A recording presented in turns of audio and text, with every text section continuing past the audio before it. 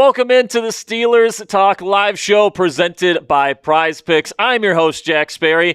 I missed you guys. It's been nearly 2 weeks since we have last been live, and, this week we've been kind of getting our bearings right and, making some plans for the future here. We got a lot in store for you guys here on Steelers Talk upcoming for the 2026 NFL season, and we got actually a pretty big channel announcement coming up here in just a few short minutes. But first, I want to let you guys know exactly what we're going to be talking about on today's show. First up, we're going to be breaking down the latest news and rumors surrounding the Pittsburgh Steelers. Then we'll get into ESPN's offseason grade for the Pittsburgh Steelers that I think was absolutely insane. We'll get into that in our second segment. Then we'll have our latest player profile on the show here. This time, the Pittsburgh native Jaquan Brisker, this safety. Going to be letting you guys know the pros and cons of his profile as he begins his Steelers tenure. And then we will continue our Madden simulated season with Week 12, Black Friday matchup versus the Denver Broncos. So if you guys missed me, if you guys missed this show, I missed you guys. I know that for damn sure. If you guys are ready to get things going, spam those me's in the chat. If you are a real one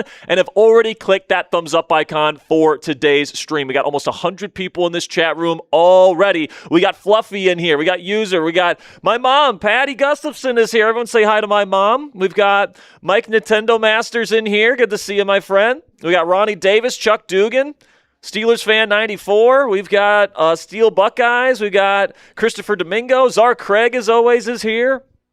Derek Grinder's here. JT Clover. John Kearney.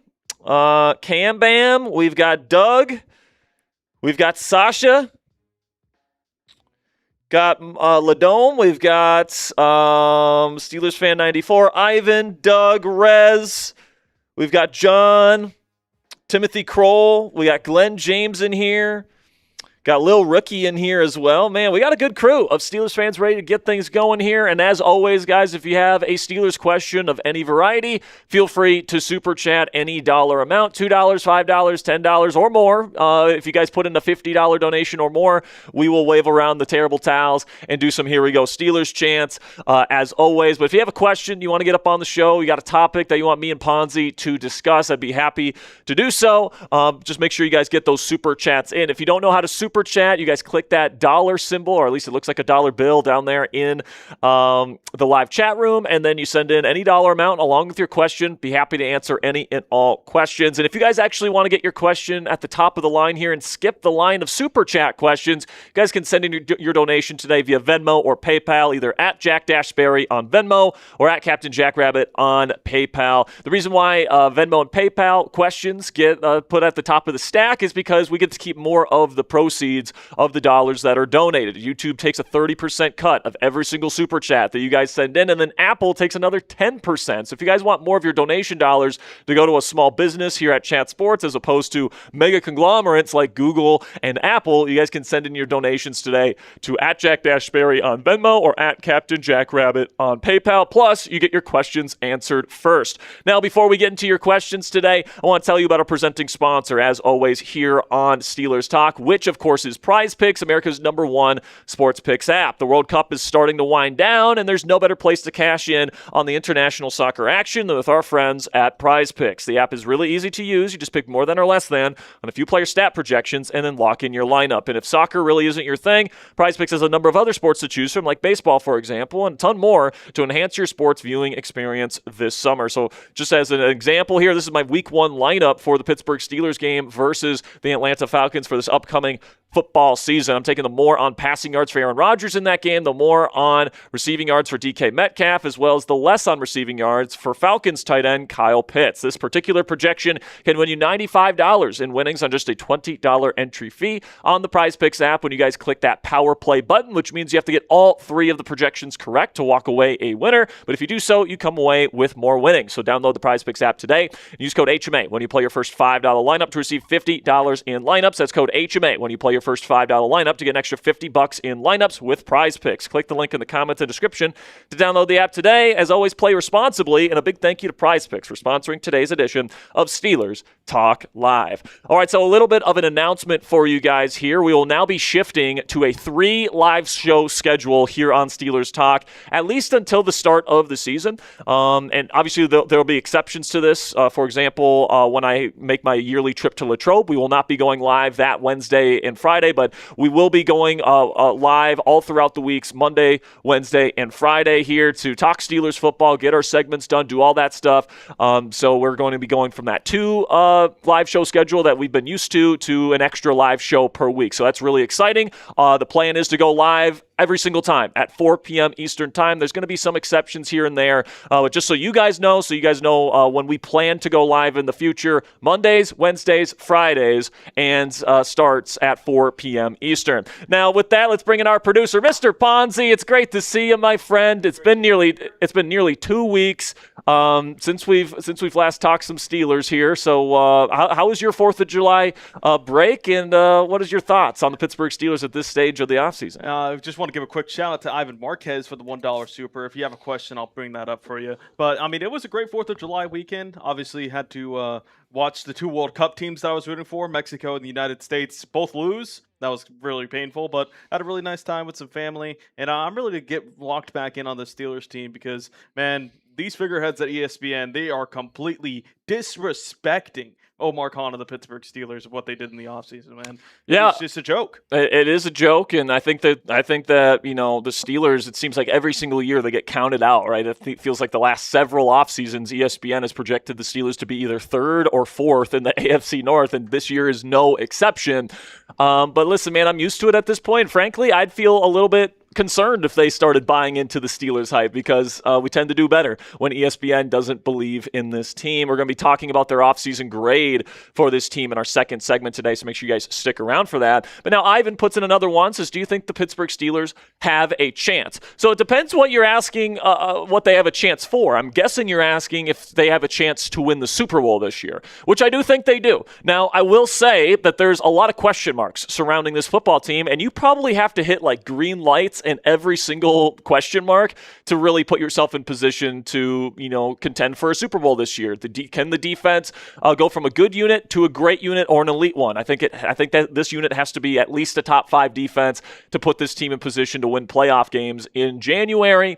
Also, what does the offense look like with Mike McCarthy coming in, Aaron Rodgers coming back with some new offensive weaponry to throw to? Like, how much more explosive is this Pittsburgh Steelers offense under Mike McCarthy versus what it was under Arthur Smith last year? How does Aaron Rodgers play in this new system that he grew up in? Is it going to be like riding a bike, or is it going to be something different where he has to learn a new offense again and it's not going to work, right? There's a lot of question marks. That's a young offensive line, new pieces being added to the wide receiver room. The linebacking group needs to play a lot better this year. Like, there's a lot of question marks here.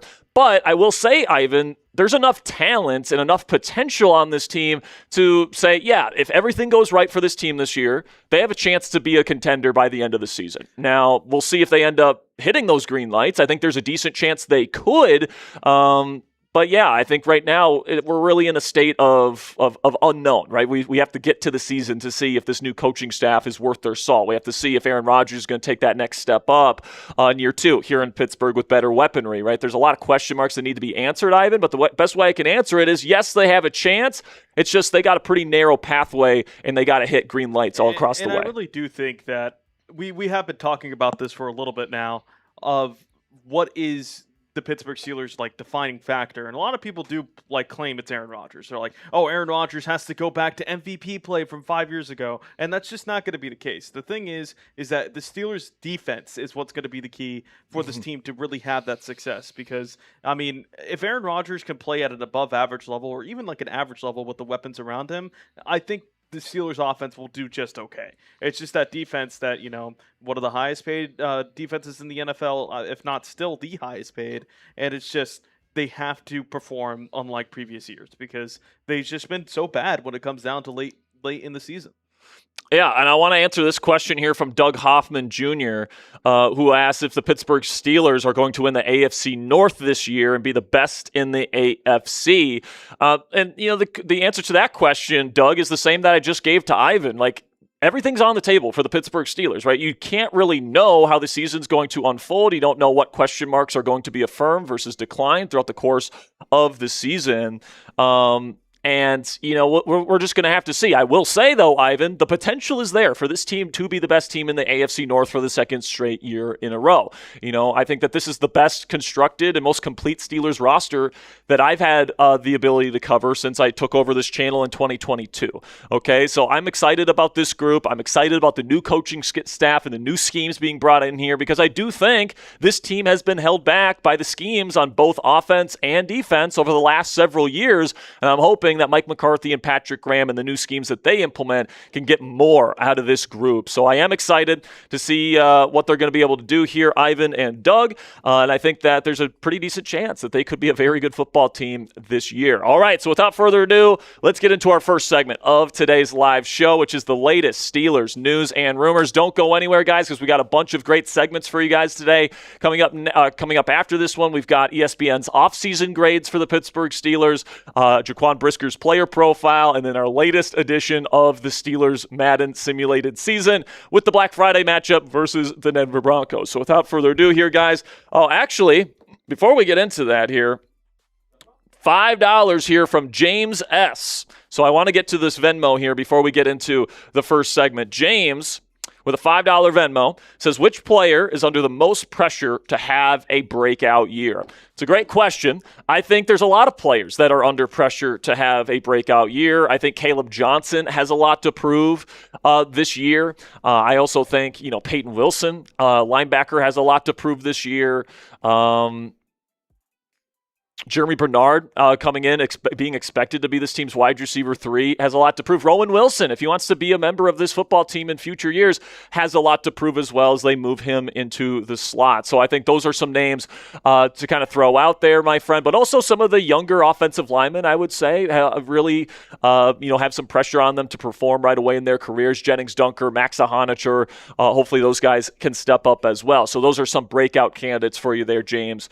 Definitely appreciate your support with the $5 Venmo. All right, well, let's get into our first segment of the day here, guys, where Ryan Clark, former Steelers Super Bowl champion, just kind of divulged and spilled the beans on what the Steelers are honing in on and trying to improve about their defense this year. So without further ado, let's jump right into it.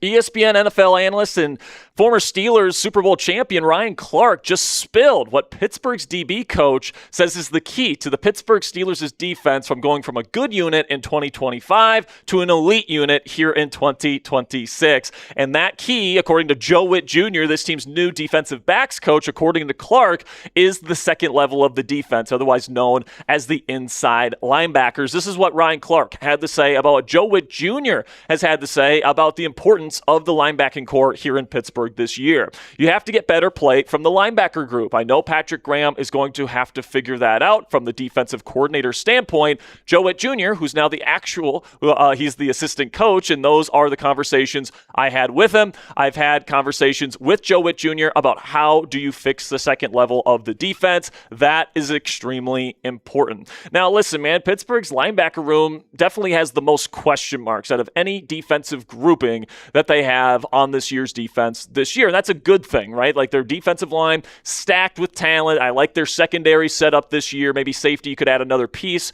as we've talked about on this show. But linebacker, certainly there's question marks all over this group. There's also a lot of talent, but there's definitely question marks, right? Even starting with the number one piece in this group, which of course is former All-Pro Patrick Queen, who's a former All-Pro, but since he got here to Pittsburgh, he has kind of come off two very down and disappointing seasons in Terrell Austin and Mike Tomlin's defense here in the Steel City. He's looking to take his game to a higher level at least, and hopefully back to an all-pro level with Patrick Graham being implemented as the new defensive coordinator here in Pittsburgh. Peyton Wilson, who was a very high draft pick for the Pittsburgh Steelers. The Steelers have had very high expectations for him, has been very inconsistent. He's another guy that's got a lot of physical talent and ability, but he hasn't really been able to showcase that in the previous defensive scheme here in Pittsburgh. And right now, this is a big year for him to show that he can be a full-time linebacker in the National Football League. Then in terms of their rotational pieces, they have question marks too. Malik Harrison, we kind of know what he is. He's a really good special teamer.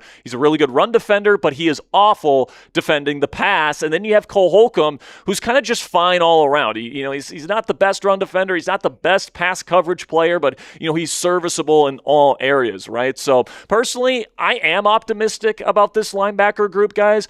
Even though there are question marks here, something tells me that Patrick Graham is going to be able to get these guys, especially the talents of Patrick Queen and Peyton Wilson, to play their best football here in 2026. I'm going to be explaining the reasons why here in just one moment. But before we continue on with today's show, I want to show you a projection on the Prize Picks app on another important piece to this Steelers defense that you should definitely be taking advantage of here in your season-long Prize Picks projections. And that is to take the more on sacks for Steelers big nickel defender Jalen Ramsey. Last year, he had more than this number in sacks, and he's going to be at the line of scrimmage more often than he was last year. Remember, the Steelers were pretty much forced to play Ramsey at free safety last year. He's going to be playing much closer to the line of scrimmage, getting blitzed a lot more. I think Patrick Graham's going to get very creative with Ramsey as a blitzer. I am almost certain that Jalen Ramsey will finish this season with at least one sack. And hell, if he gets a half sack, you guys hit on this projection for Prize Picks, so that's why you should be taking the more there. Taking a look at my season-long Prize Picks projection here, I'm taking the more on passing touchdowns for Aaron Rodgers, as well as the more on sacks for Jalen Ramsey, as we've discussed, but I'm also taking the more on rushing touchdowns for Ravens quarterback Lamar Jackson. This is a 6-time multiplier projection, so that means you guys could put in a $10 entry fee to get $60 in winnings if you can get all three projections correct in what Prize Picks calls a power play. So download the Prize Picks app today and use code HMA when you play your first $5 lineup to receive $50 in additional lineups. That's code HMA when you play your first $5 lineup to get an extra $50 in lineups with Prize Picks. Click the link in the comments and description to download the app today. And a big thank you to Prize Picks for sponsoring Steelers Talk. Now, it's no secret, guys, that Mike Tomlin and Terrell Austin's scheme pretty consistently put linebackers in that defense in pretty tough spots. Like Julian Edelman in the past has gone on podcasts and kind of laughed in the faces of Mike Tomlin for, not adjusting their match rules and, teams being able to manipulate the match rules that the Steelers would run so they could get slot receivers on linebackers, which is obviously a losing matchup for the Pittsburgh Steelers. And even Patrick Queen himself last year kind of alluded many times in post-game press conferences of his frustration with what the Steelers' defensive coaching staff was asking him to do, leading to a lot of miscommunications and a lot of really tough spots for Patrick Queen to be in. And, just ask yourself the question, when was the last time that the Pittsburgh Steelers came out of a season and you said this linebacker truly had a great year? I honestly think the last time that we could really say that is Ryan Shazier, which is obviously a very long time ago. I think there's been some linebackers that have had good seasons, but I don't know if we've really looked back on a year in the recent memory and said this linebacker playing for the Pittsburgh Steelers has had a great season.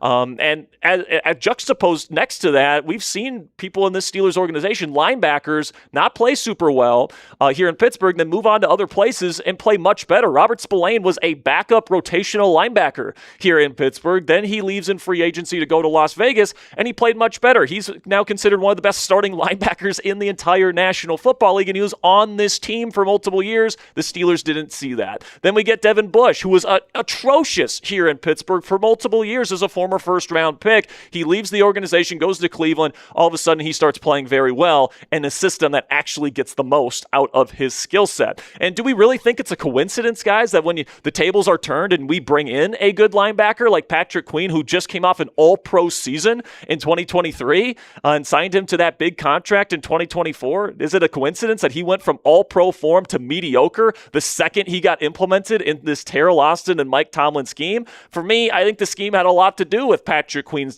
decline these last 2 years, and personally, I'm excited to see if Patrick Graham, who, by the way, got the most out of Robert Spillane when he left the Steelers for the Raiders way back when, I'm hoping Patrick Graham can bring out the talent, get the most out of Patrick Queen and Peyton Wilson as well, because both those guys are big-time talents. Patrick Queen's a former All-Pro. Peyton Wilson is a big-time physical talent as well, and if you can get Queen and Wilson to play good football this year as every-down starters, that could be an absolute game-changer for the Pittsburgh Steelers defensively this year. And guys, that might be the difference between a top 10 defense this year for the Pittsburgh Steelers and a truly elite top 3 defense that could maybe carry this team to some playoff victories and put this team in contention to hoist a 7th Lombardi trophy. That is how important this linebacker group is, and personally, I'm excited to see what they're going to be able to do this year. So it's time for the question of the day here on Steelers Talk, so get down there in the comment section and answer it. The Steelers will have a top 10 linebacker duo this year with Patrick Queen and Peyton Wilson. Type T if you think that statement is true.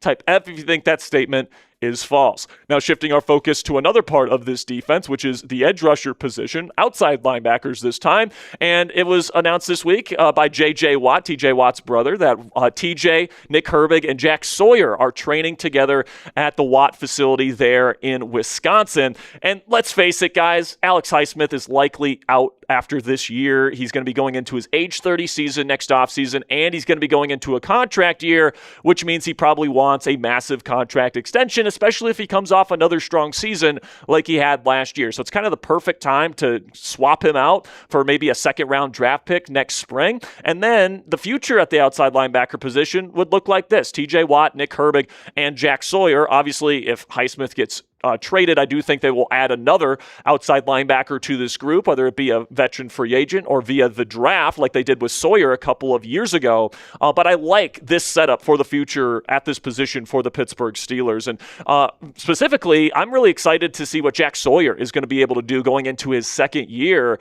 because he really flashed at the end of last season. There was injuries. TJ Watt had his lung punctured, and Sawyer got a lot of playing time towards the end of last season. He even had a big play in the playoff game against Houston, forcing a fumble. So when injuries happen again this year, and this is the National Football League, guys, we know injuries are on their way.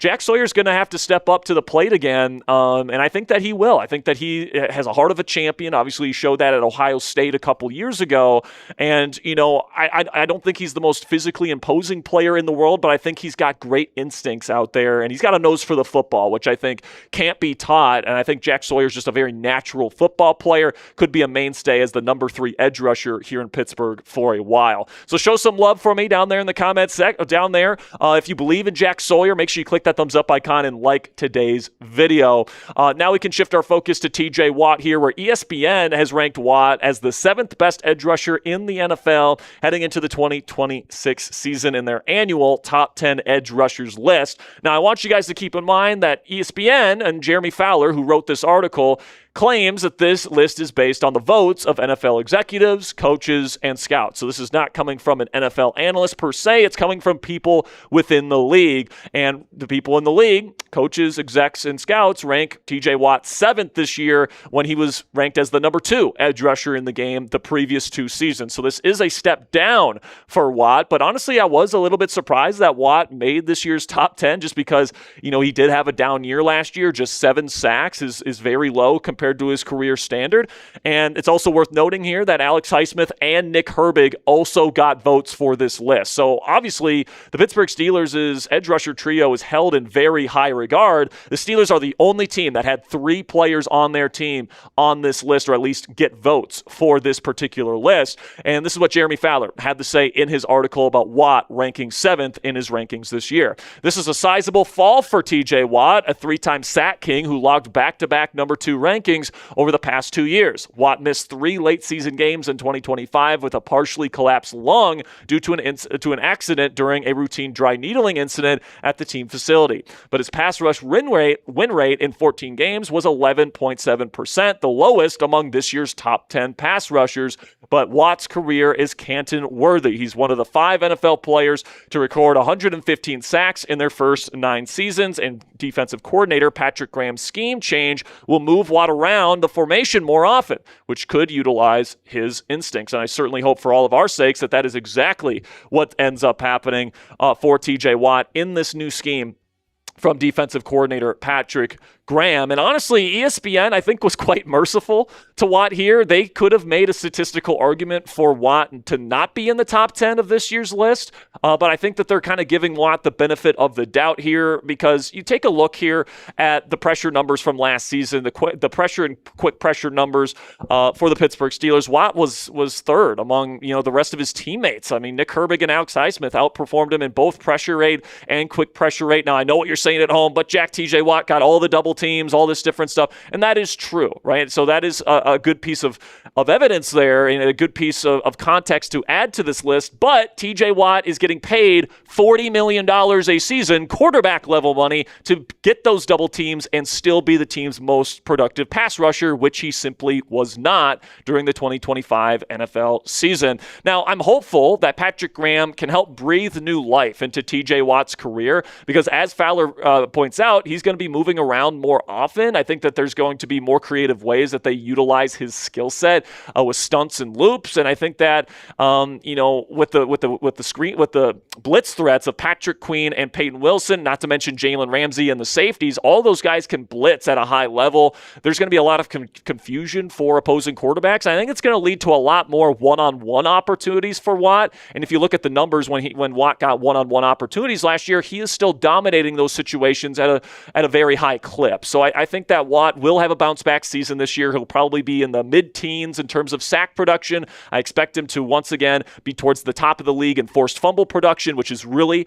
where the value kicks in for a player like this. I still think TJ Watt is one of the best edge rushers in football, and hopefully he proves that yet again with his production here in 2026. Now, that's going to be it for today's edition of Steelers Talk. But if you guys want to check out where ESPN ranked Joey Porter Jr. among the NFL's cornerbacks this year and my reaction to that, I'll put the chip to that video right above me here so you guys can check that out. And as always, make sure you guys click that subscribe button for daily Steelers news and rumors updates that we provide for you guys every single day for free right here on YouTube.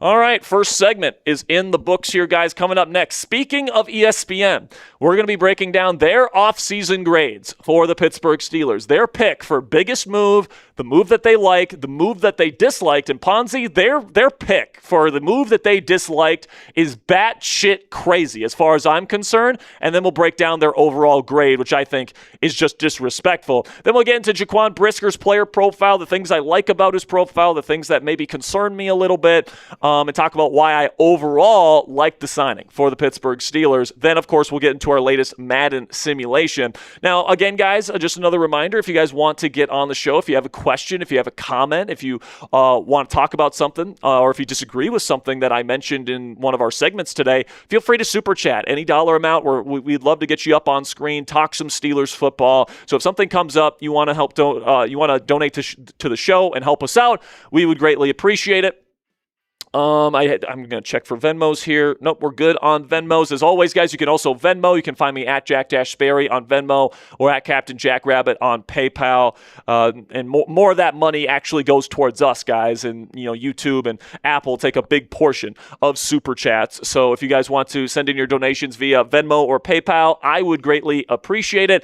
But my man, Bernard Nixon, is here with his first Super Chat. I was wondering where Bernard was. I mean, we went the first, 20 minutes of the show with no Bernard, and now 28 minutes with no Bernard. I think that might be a record for Bernard there, but all right, $5 Super Chat. And he says, I saw on Lockdown NFL that this team is a QB away, but does not think A-Rod is that QB because of his age, and think Baker is that QB to take them far. Ridiculous. I mean, Aaron Rodgers had a better passer rating than Baker Mayfield last year. Baker had all that help. I know there was injuries, but if you put Baker Mayfield on the Steelers roster last year, is the team that much better? I really don't think so. You give Baker Mayfield that shitty wide receiver room? You really think the Steelers are a cut above? What are we talking about here, man? I think Aaron Rodgers, with his ability to show up in the big moments, keep the team on schedule, not throw interceptions. I mean, that's one of the things Baker does a ton of, is a lot of turnover-worthy plays. And the red zone efficiency that Rodgers had, I think Rodgers is better for the Pittsburgh Steelers than Baker Mayfield is. That's just my take on it. I really do think, and I'm a big Baker guy. I love Baker Mayfield. I do think that it would be 2018 Cleveland Brown or 2019 Cleveland Browns-ish, or 2020 rather. That was the year where he was bad. Where they're basically kind of had no weapons after they cut Odell, and Baker struggled. And I think that would be the same way. He would try to hero ball his way into forcing things that aren't there. And, Marquez Valdez-Scantling would drop it. Roman Wilson would drop it. And then Calvin Austin just can't win down the field. So it's like... Because you got to think, Baker Mayfield's only had, good production in his career when he's had excellent play calling and weapons, all right? Yeah. A couple years ago when he had his best season and people were ranking him in the top 10 among NFL quarterbacks, he had Liam Cohen, one of the brightest offensive minds in the league, calling his plays, and he had Mike Evans, Chris Godwin, all these wide receivers to throw to. Jalen McMillan looked good that year. He had way more in terms of help than what Aaron Rodgers had just last year. Yeah, Not to mention, Bonzi, I have to mention this. If you get Baker, he's going to cost at least $40 million a year. Maybe more. Maybe more. And, is Baker good enough where, if you bring him in, you have to cut a bunch of veterans to make the math work, all right? You probably got to trade T.J. Watt and Alex Highsmith, all right? You probably got to get rid of Jalen Ramsey next offseason. You're going to have to strip this defense down to the studs, and it's if you do that, you're kind of rebuilding. But Baker Mayfield is not a rebuilding quarterback. He is a win-now quarterback. Yeah. So it's kind of, if you go get Baker, it kind of feels like you're trying to play both sides here. You're trying to rebuild and you're trying to win now. And it's just, I don't think it would work. I don't think Baker Mayfield's good enough to carry a roster like that. And I just don't think that would be the right decision for the Pittsburgh Steelers. I just don't. But yeah, I think I honestly think the Steelers would have a better chance of winning the Super Bowl this year with Aaron Rodgers than they would have with Baker Mayfield. And I agree with that. I think, obviously if we're talking about they had the same cap hit, I think a lot of Steelers fans would want Baker Mayfield on this team. But the fact is that you have to take into account that Baker is going to want a lot of money. A lot of money. And you really don't have the resources to do that. Yeah, of course, you came into the season with, a good amount of cap space. But the thing is that you have a bunch of extension-worthy players. Yeah, you still have to get the Joey Porter Jr. and maybe Keanu Benton deals done. Exactly. And Alex Highsmith alone only clears a little bit next year. And so you still have to, renegotiate contracts, restructure contracts. And Cam Hayward's going to have to retire. Exactly. This defense is going to have to be ripped down to the studs just to be able to afford Baker. And then by the time that you acquire him, there's not going to be much on this defense left, and you're going to be asking Baker to win a lot of shootouts. And I just don't know if that's really a great strategy for Pittsburgh. And that's even before accounting for guys that could have breakout seasons, like a Patrick Queen. If he does rebound in this Patrick Graham defense, do you consider bringing him back? You're going to be losing a lot of mobility that you would have with a Will Howard or Drew Aller or a first-round QB in that own right if you went out and got Baker Mayfield. I know he's a commodity, but the thing is that I view Baker as my 14th best quarterback, which is my same tier of guys that can get it done if they have the right talent around them. Jalen Hurts, Jared Goff, Aaron Rodgers. Aaron Rodgers, exactly. And I think that whenever you look at that tier of quarterback, you notice a kind of common trend with the Lions and Jalen Hurts are going to probably have to face, some consequences for letting Jalen Hurts have all that money while needing him to have an elite cast. They're going to have to get rid of some guys, and they already have. So it's do you want to put the Steelers in that pinch when you could just develop one of the guys you have on the roster? I really think the Steelers, the way that they've been managing their cap, is setting up the future at quarterback to be very cheap. Yeah. So somebody on a rookie contract or a cheap veteran is what I'm expecting next year. So, could it be Drew Aller or Will Howard? It's possible. Could it be a rookie next year? It's possible. Could they get a veteran that's, more of a bridge type of guy on a low value contract as a bridge? Maybe that's what they end up doing. Maybe I don't really see the Steelers drafting a round one quarterback next year and just starting him right away. I don't feel like that's Mike McCarthy's style. And you have to look back at Mike McCarthy. His tenure as a head coach or even as a QBU coach, he came up with the style of you draft a quarterback and you sit him.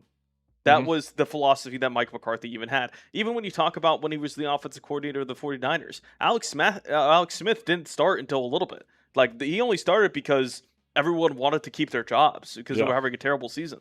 So, like, he's definitely a sit-and-learn type of QB guy. Aaron Rodgers did that. Obviously, he wasn't coaching Dak Prescott at that time whenever he came into the league. But, like, Aaron Rodgers, Alex Smith. Yeah. Then there's one. He really hasn't been in a lot of situations where, like, there's been a rookie on his team, though. Like, yeah, that's true. But I really do think that, like, when you look at it from his perspective of what he comes from, his coaching tree, it's all about sitting.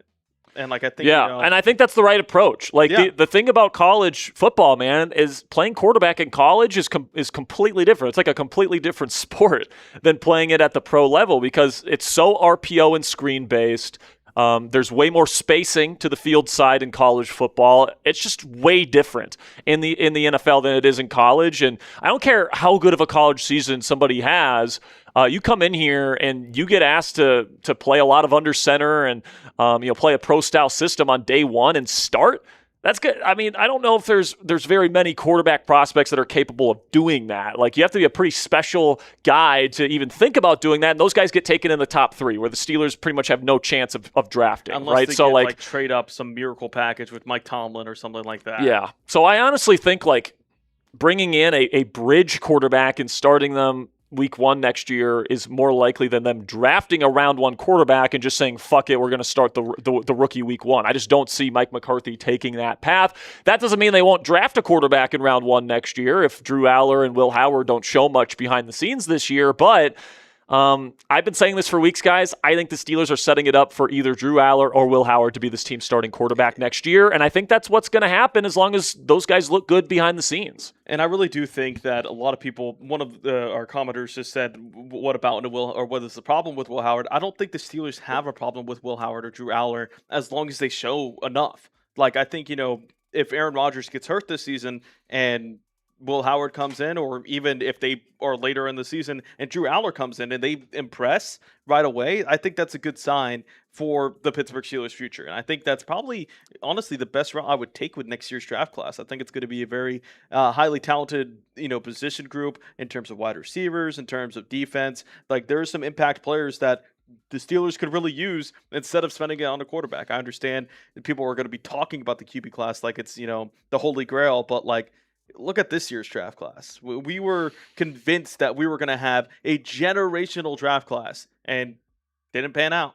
So, like, by the way, we got one of those guys that was supposed to be a first-round pick in the 3rd round this year. So maybe that quarterback with a year to learn behind Aaron Rodgers, who's the world's leading expert in how to play quarterback for Mike McCarthy. Not to mention McCarthy himself is a world-renowned quarterback developer, especially when it comes to quarterback fundamentals and mental processing ability. Just go ask Dak Prescott, Aaron Rodgers, Brett Favre, Rich Gannon, Aaron Brooks in New Orleans, right? They all played their best football in their career with Mike McCarthy, calling their plays and developing their skill sets. So I think that, it's a good setup for Will and for Drew, and kind of, I think the Steelers' perspective is we're going to build these guys up. We're going to give them the proper mentorship and guidance and let the best man win in 2027. I really think that's what they're going to do next year. At this current point, there's still a lot of things that could happen between now and next spring. But right now, I think the plan is to have either Aller or Howard be this team's starting quarterback next year. $2 from Bernard again, says ESPN killed Steelers for not getting Kyler or Malik. Well, Kyler was just not a possibility. He was going to the Vikings. Like, even if the Steelers showed interest in him, he wasn't going to say no to Kevin O'Connell. He grew up as a Vikings fan. So he was going to go play with Justin Jefferson in that offense, okay?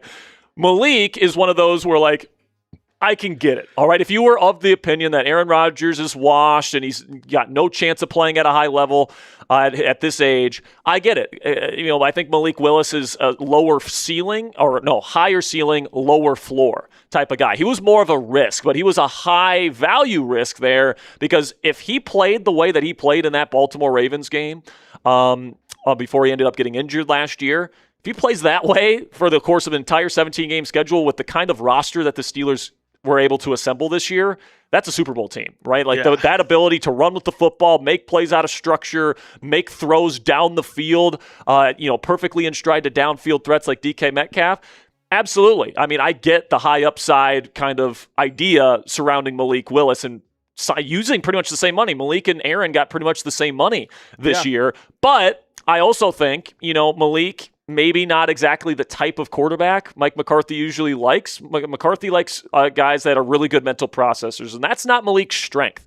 All right, maybe he's a serviceable mental processor, but with McCarthy's offense, you get a lot of control at the line of scrimmage. You got to really be able to pick defenses apart, and Malik's just not there in his career. He's more of a dynamic physical talent than a dynamic mental talent, the way Aaron Rodgers is. So I think the plan this year was, hey, let's bring in the quarterback that is the world's leading expert in my offense to develop the future, and then we can move to the future after this season. I think that's the play that they decided to go down, and I'm okay with it in a win-now season. I would have been okay if they would have signed Malik Willis. I'd be getting behind Malik Willis, and I'd be excited about this season and this team if Malik Willis was this team's starting quarterback. But obviously, McCarthy feels like Rodgers is the best fit for this season, and I've got no right to disagree with that. $10 from John Larrabee. Shout out to John. Says, we are already at 8-2 on Madden, based on Madden being good at guessing the team's record. What do you think will be the Steelers' final record this year? Well, I mean, this is kind of going back to like the Super Bowl question, John, where it's like at this stage, it's very hard to say how good exactly the Steelers are going to be. They have a brand new coaching staff, brand new offense and defensive schemes. Like, they get a lot of question marks of players that didn't play all that well in the previous schemes, but might get elevated by the new scheme. So there's just so many unknowns surrounding the Pittsburgh Steelers. I think they have a relatively high floor. I think at the very least they win 8 games. But they could win up to like 12 or 13 games if everything goes right for them this year. So that's kind of the range that I would say for you, John. $5 from James says, do you think the Steelers or do you think the Rodgers-Metcalf duo are good for 10-plus touchdowns this season, or is someone else going to be Rodgers' key target? That's a hard question. It's a tough question. I think it'll be around that range, though, because I do think the team will score more touchdowns this year. I think Metcalf had 6 last year, if I'm not mistaken. And he missed 2 games. So I think they'll be around 10, but Pittman is an awesome red zone threat. Freiermuth is a great red zone threat. Darnell is a great red zone threat. He had 6 touchdowns and 850 yards and 14 games, right? But yeah, I think they'll be around that number, James. 10 seems about right. I think that will be the line. Yeah, maybe 9.5 will be the line. So, yeah, around that range, James, is what I'm expecting. $2 from Bernard. Says, Greg Rosenthal has A-Rod at 31 QB this year. Jesus, man. I mean, listen, man, like, if you dislike Aaron Rodgers on a personal basis, like, I can understand why, like, you're gonna configure the numbers from last year in your brain to say this guy sucks at football. But I just disagree with it, man. I think that he's still a very functional NFL starting quarterback. And I think with the right system around him, with the weapons and the play calling, he can still be very effective, like top half of the league in production type effective, borderline top 10 in production effective. And hopefully the Steelers have done that this year. So I just respectfully disagree. And so for reference, for the people wanting to know, we have a little bit of a Chat Sports QB power rankings. Aaron Rodgers is at 21st, 0.85. That's not bad. That's not bad. A lot of people ranked like, honestly, they kind of had him in that like 16 to 20 range, but some people had him at like 28th. So like, that's what's weighing him down there. But like, honestly, I really do think with the proper supporting cast, I would take Aaron Rodgers in a do or die game above guys like, obviously Kirk Cousins and, Malik Willis, the rookies, Tyler Shuck. Maybe he's the only one that's maybe questionable for me. But like, Aaron Rodgers, like, he can still get it done. He's smart. He knows what to do. Like, it's just, he's very polarizing. That's the thing. Yep. $5 from, this is the same question, I think, from James. So shout out to James for the additional 5. Bernard with a 5 says, Nate Tice says DK was held back by A-Rod. I think that's BS. I think DK was held back last year, but I think he was held back because of the way that the wide receiver room and the offense was configured. Because DK got so much attention. Opposing defenses didn't respect Calvin Austin, Roman Wilson, Adam Thielen, Marquez Valdes-Scantling, Jonnu Smith at all. Those guys got one-on-one single coverage so often, and so often DK, because he was the only guy that defenses really thought could beat them, got bracketed, got double teamed, got extra attention from safeties, and there just wasn't a lot of open windows for Rodgers to throw the ball down the field to Metcalf. I think Metcalf, anyway, is probably is the most effective after the catch, and I'm hoping Mike McCarthy taps into that this year. But I think DK is going to play a lot better this year. I don't think Aaron Rodgers was the reason why he was held back last year. I think it was the offensive construction from a roster standpoint that held DK back. I mean, last year. It's hard to win when you have Jonnu Smith as one of your leading receivers. Yeah, and there's only like 4 or 5 receivers in the world that can consistently get double teamed and beat it. And those are that's reserved for the Justin Jeffersons of the world, the Jamar Chases of the world. The really, really high-end guys are really the only ones that can consistently get double teamed like DK did last year and, really thrive. And frankly, DK's not that guy. I would say DK's more of a 1B than like a true 1A alpha type guy. Yeah, I would agree. But he can be a number 1 receiver in a ecosystem where there's 3 good receivers. And I think they finally have that this year. And I'm hoping that they really have that, right? Because you bring in Pittman, you have Jeremy Bernard, you still have Roman Wilson. Hopefully at least 2 of those guys really establish themselves as legitimate pieces so that DK doesn't get all that attention on him, and that opens him up after the catch. That opens him up down the field, and Rodgers can really target him the way that he wanted to last year, but he simply couldn't because defenses honed in on him. $5 from Bernard, says Willie Colon, said people overlooked what A-Rod did in this offense last year.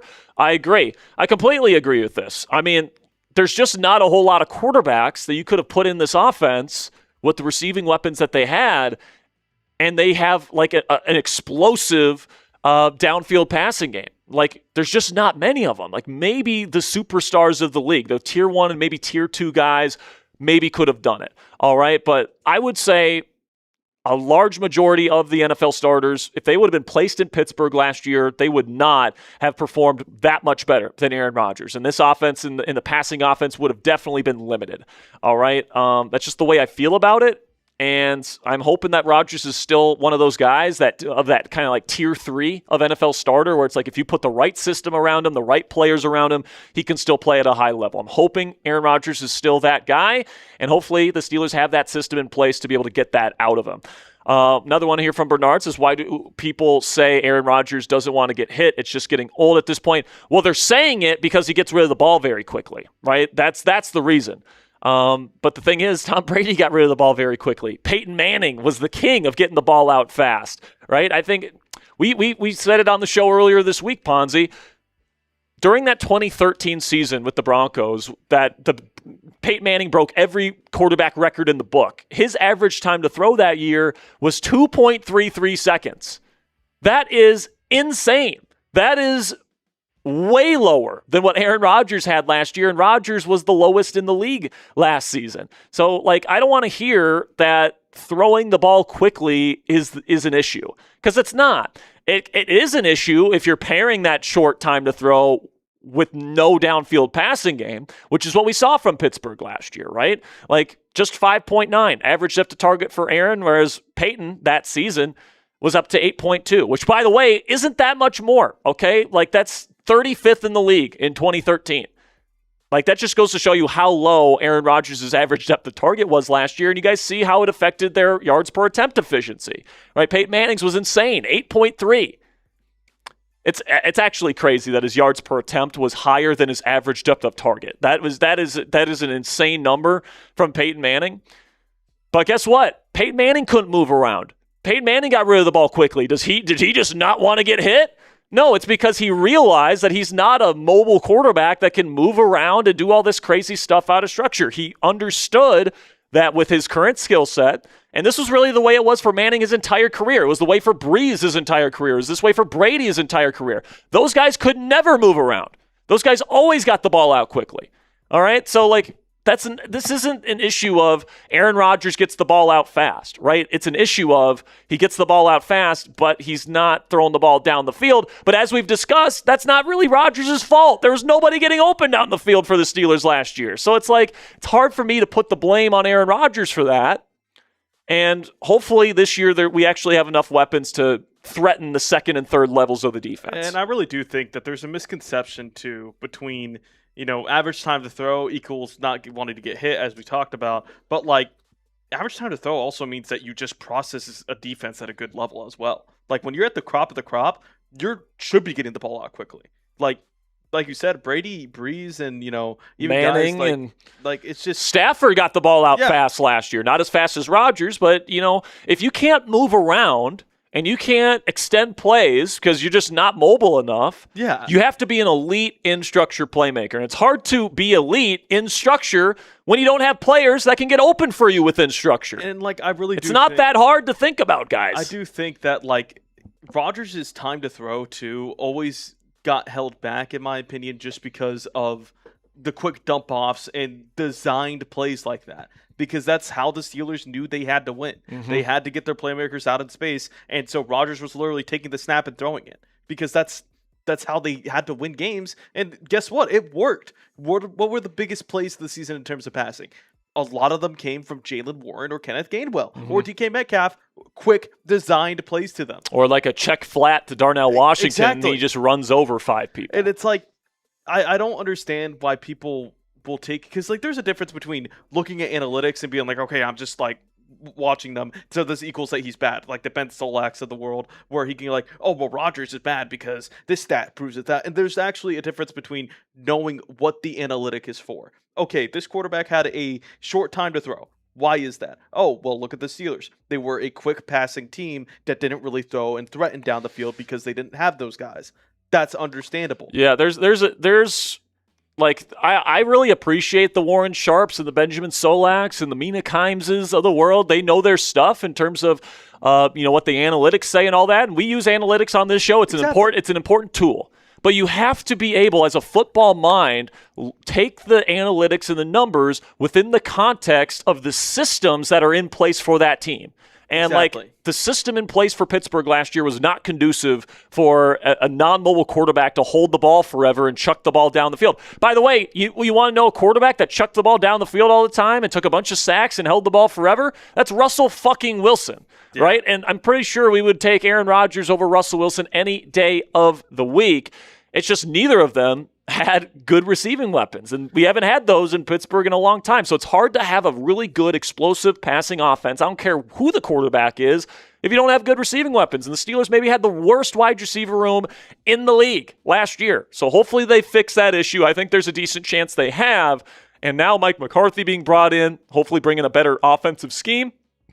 And hopefully we're looking at a more productive Aaron Rodgers. I think there's a pretty good chance that we're looking at that this year. I really do think this is the first year that I've looked at the Steelers and be like, all right, they have a serviceable QB that actually has good weapons. Mm-hmm.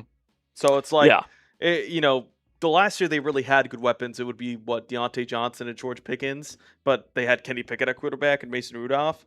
So it's hard to win with that good duo. Yeah. And it's just I don't think that if you're going to be looking at the grand scheme of things of oh, well, the Steelers are just a bad football team because Aaron Rodgers is quick to throw.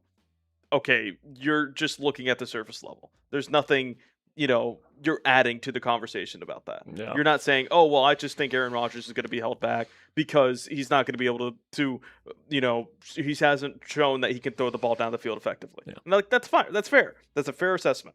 But it's why did he not? Yeah, exactly. And Things says, I feel like we could do good with Josh Allen.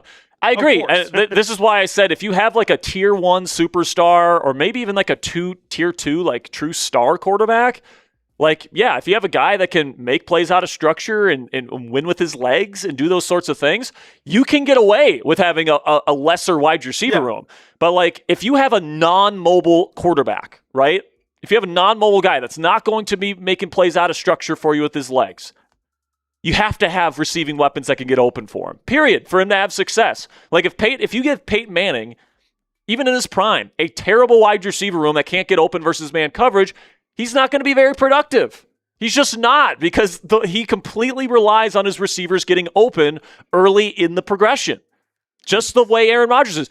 Drew Brees, same way. We saw the same thing unfold with Tom Brady at the end of his time in New England. He only had Julian Edelman and nobody else. Guess what? That offense struggled. It was around the same rankings as the Steelers had last year, right? Then he goes to Tampa, where he gets better receiving weapons, better offensive play calling. What happens? He's back to being a top 10 QB again. By the way, at the same age Aaron Rodgers is at right now. Football is a systems game, all right? It is not like NBA basketball necessarily where you can just plug in a player and it's going to work. Like, you have to have the right players for specific schemes, and execution has to be at a certain level. Chemistry plays a part. It is the ultimate systems game. This is why there's so much turnover year to year in the NFL. Very few players. It's because it changes. The dynamics change every single year based on the players that are on the teams, all this different stuff, injuries, and guess what? This year's Steelers team is a lot different than it was last year. Very few players in the NFL, in my opinion, can be the system. Like, I think, Josh Allen can, Mahomes can, Lamar can. Like, they're like the top of the top. They can overcome a bad receiver room. But even then, you can look at that and like, oh well, they're obviously they're game-changing quarterbacks. They still lose. Mm-hmm. You know why? Because other teams have better systems around them. Like, take, what is it, the 2023 Eagles or 2024 Eagles. Seattle last year. Yeah. So I think, you look at that and you're like, okay, well, this quarterback matches better than their quarterback. And that's what a lot of people boil it down to. Oh, which quarterback is better? That doesn't exactly, win the argument a lot of times. Yes, the Steelers would love to have Josh Allen. But, like, do you surround Josh Allen with a bunch of scrubs like the Bills did this last season? Because, I mean, all he had was Khalil Shakir. And, like, that was pretty bad for that team. And obviously they lost in the divisional round in a wide open AFC. So, like, even the system or the quarterbacks that can be the system still need good players around them. And by the way, the perfect example of this, Ponzi, last year's most valuable player, Matthew Stafford. Yep. When he was in Detroit during his prime years, where he was arguably, even more physically talented in terms of, being youthful, being able to move around. He wasn't dealing with as many injuries. His production was way worse than what it's been since he got traded to the LA Rams. Why? It's because there's a better system around the quarterback. Sean McVay calling the plays, a better run game, better receiving weapons to throw to. Oh my gosh, all of a sudden Matthew Stafford's one of the elite quarterbacks in terms of production in the league. Why is that? It's because he put a talented quarterback with a high football IQ and high arm talent in a system that is conducive for a player of that skill set.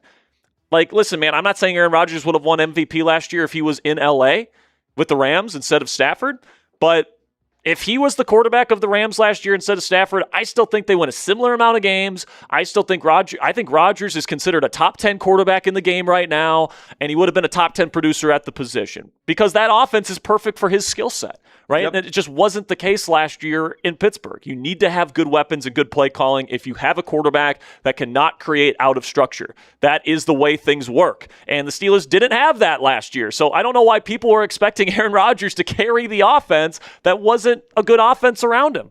I think, we would have looked at this season a lot differently had the rumors come true of Matt Stafford going to the Giants and Aaron Rodgers going to the Rams and then Steelers being left with probably Russell Wilson again.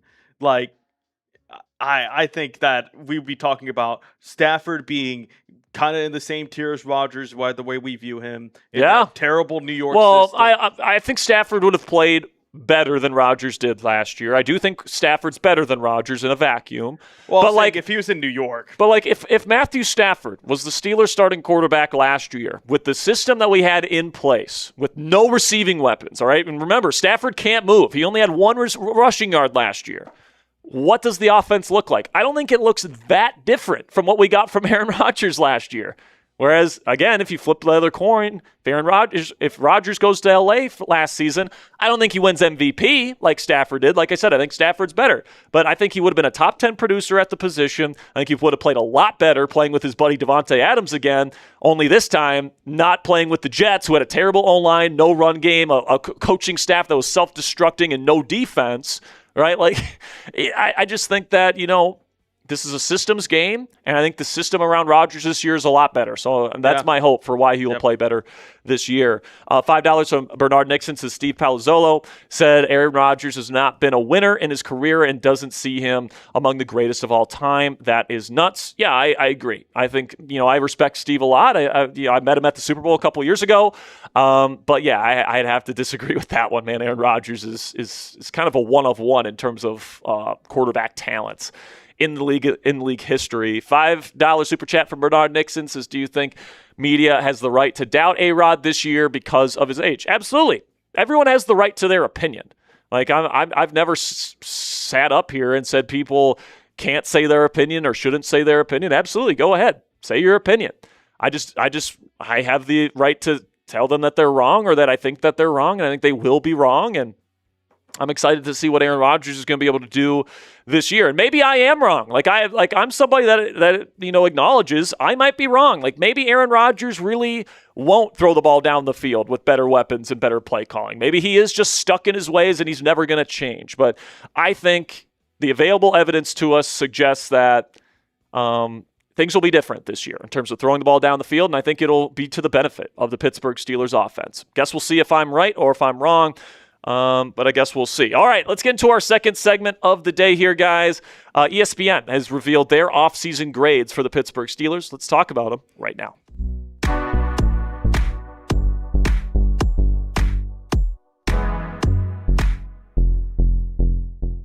You are watching Steelers Talk by Chat Sports, presented by Prize Picks. Use code HMA when you play your first $5 lineup to get $50 in additional lineups with our friends at Prize Picks. And guys, ESPN just handed the Pittsburgh Steelers a disrespectful offensive grade this offseason. And they just put out an article kind of breaking down the offseason. Today, we're going to be breaking down the 4 categories that they discuss in this article from Seth Walder, one of their NFL analysts there at ESPN. First of which being the biggest move that the Pittsburgh Steelers made this offseason. Then we'll talk about a move that they liked that the Steelers made this year, a move they disliked, which, by the way, this one is absolutely batshit crazy, so make sure you stick around for that one. And then the overall offseason grade, which, in my personal opinion, is disrespectful. So before we get into the content today, guys, ESPN actually makes you pay $13 a month on ESPN Plus for the same exact content that we're about to provide for you guys for free. So make sure you guys click that subscribe button because we're providing you this content 100% free and more. I'm giving my analysis on top of what ESPN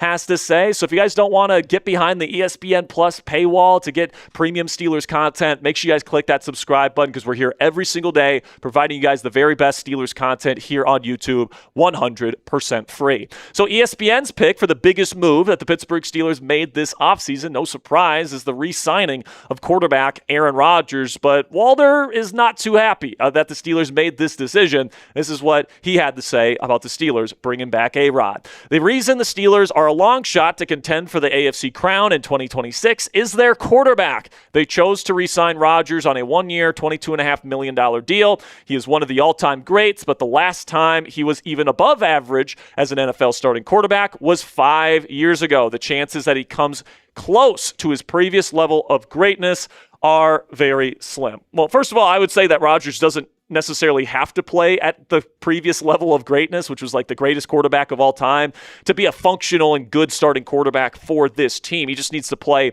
more efficiently than he did last year, which I think is definitely something that is possible. But my question to Seth Walder here, and my question to everybody that kind of criticizes the Steelers for bringing back Aaron Rodgers this year, is which quarterback option that was realistic for the Steelers to go get this year was a better short-term option for the Pittsburgh Steelers this year? Because remember, the Steelers are trying to win right now. All right, they are on a time clock to try and get guys like Cam Hayward and TJ Watt a Super Bowl championship before they retire, because they've done a lot of great things for this organization and they want to do right by those players by getting them a ring. So the best short-term option was definitely something at the forefront of the Steelers' thinking when they addressed this position this year. And let's be real, if the Steelers win the Super Bowl this year, it was never going to be because of the starting quarterback. I hate when people say, oh, the Steelers brought back Aaron Rodgers, even though the Steelers are not a Rodgers away from a Super Bowl. But it's like the Steelers would never win a Super Bowl because of Aaron Rodgers, all right? Pittsburgh's Super Bowl X factor this year, and I've been saying this for the last several weeks,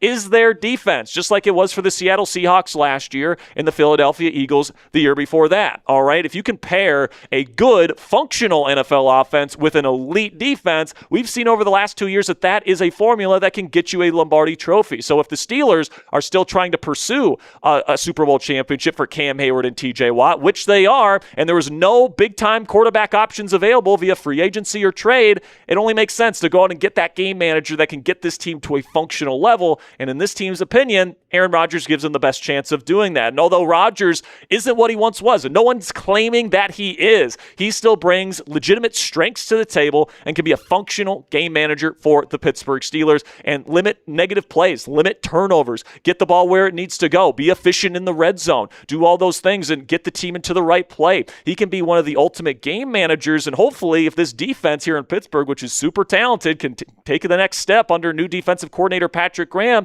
you might have one of the more well-balanced teams in the entire National Football League, and that can give you a chance once you get to January. It's not going to be Aaron Rodgers carrying this team to a Super Bowl. It's got to be a whole team effort. Not to mention, and this is something that Walter doesn't break down in his kind of criticism of the Steelers bringing back Rodgers, a big reason why Pittsburgh brought back Rodgers this year is because of his ability to mentor young quarterbacks. They have brought in a very talented but raw quarterback prospect in Drew Aller out of Penn State in the 3rd round, and they have Will Howard.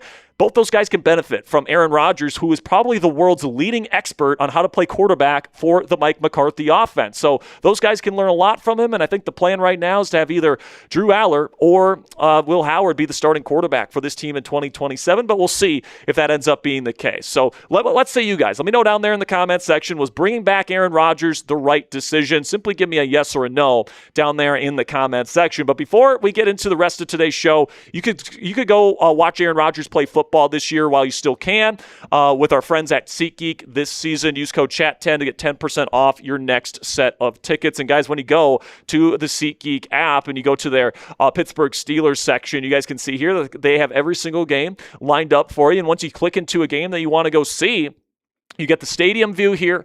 This is the stadium view for the home opener versus the Atlanta Falcons and the season opener for that matter. And you guys can see all those green and red dots on there. That tells you which seats are a good value, which seats are a bad value. And once you click into the seat itself, you guys get a view from the seat so you know what you're getting when you purchase your tickets. So whether it's a baseball game at beautiful PNC Park this summer with the kids or an Ed Sheeran concert with the wife, SeatGeek has your back. Each ticket is rated on a value scale of 1 to 10, so you know you're getting a good deal. Look for the green dots. Green obviously means good, with red obviously meaning bad. And of course, I have a code for you guys to get an even better deal. Use code CHAT10 for 10% off your next set of tickets on SeatGeek. One more time, that's 10% off any tickets with promo code CHAT10. Make sure you click the link in the description to download the app and have the code automatically added to your account so you can use it later on. And a big thank you to SeatGeek for sponsoring today's edition of Steelers Talk. All right, so the move that ESPN liked this offseason for the Pittsburgh Steelers was the signing of cornerback Jamel Dean. This is what Seth Walder had to say about this signing. The Steelers did make a strong free agent signing in the secondary, acquiring Dean on a 3-year, $36.75 million contract. Dean has a longer track record than cornerbacks such as Alontae Taylor or Cordell Flott, who made quite a bit more than him. Dean recorded an impressive 0.7 yards per coverage snap last season per NFL Next Gen Stats, 8th best among corners with at least 300 coverage snaps. So listen, man, I've been on record for the last several months here saying that Dean was one of the best value signings, not only for Pittsburgh this year, but in the entire National Football League free agency period. I think what the Steelers get here in Jamel Dean for the price tag that they're paying for is an absolute steal. And I think what Jamel Dean unlocks about this Steelers defense this year, guys, is the ability to play more true man coverage across the board on defense, because now you have one of the best, if not the best, just pure man-to-man cornerback duo in the entire National Football League, with Joey Porter Jr. on one side and Jamel Dean on the other side. And that's going to open up a lot of interesting wrinkles that Patrick Graham can introduce to this defense this year.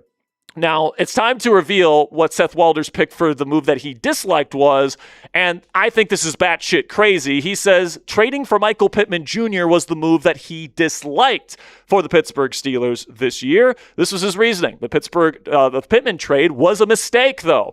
He has $24 million due in 2026, which is more than I think he would receive on the open market. Why pay Pittman $24 million when Wan'Dale Robinson made $17.5 million per year as a free agent? In essence, the Steelers traded a late-round pick swap for a negative value contract. I disagree with pretty much everything that Seth Walder said in terms of why he thinks this is a bad move for the Pittsburgh Steelers. And I think what he's missing here is the Steelers gave Pittman a 2-year extension, which lowers his cap hit for this season and lowers the amount of money that he's going to be making over the next 3 years per season that he's going to be here in Pittsburgh. So his contract right now, along with the extension and the $24 million, million that the team acquired in the trade.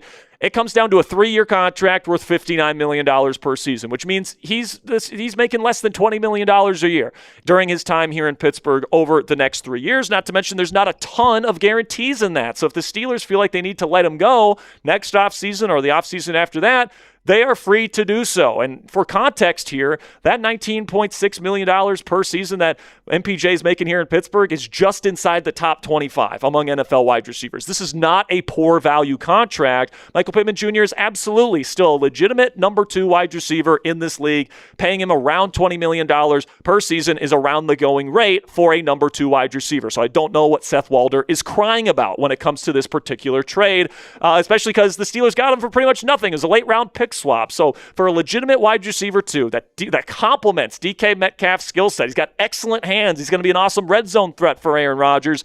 This was a good move. Bringing another good human being into this wide receiver room, another really good weapon for Aaron Rodgers, a smart weapon at that, which is important for a guy like Aaron Rodgers at quarterback. This was a fantastic move by GM Omar Khan and the Pittsburgh Steelers. I think that it's actually crazy to say that this is the move that you disliked about the Pittsburgh Steelers 2026 offseason. Now, before we continue with today's show, I do want to show you a projection on the Prize Picks app here on Michael Pittman Jr. that you should absolutely be taking advantage of this football season, specifically with the Week 1 matchup versus the Atlanta Falcons here, where I am taking the more on the receiving yards for Michael Pittman Jr. I'm also taking the more, by the way, on DK Metcalf's.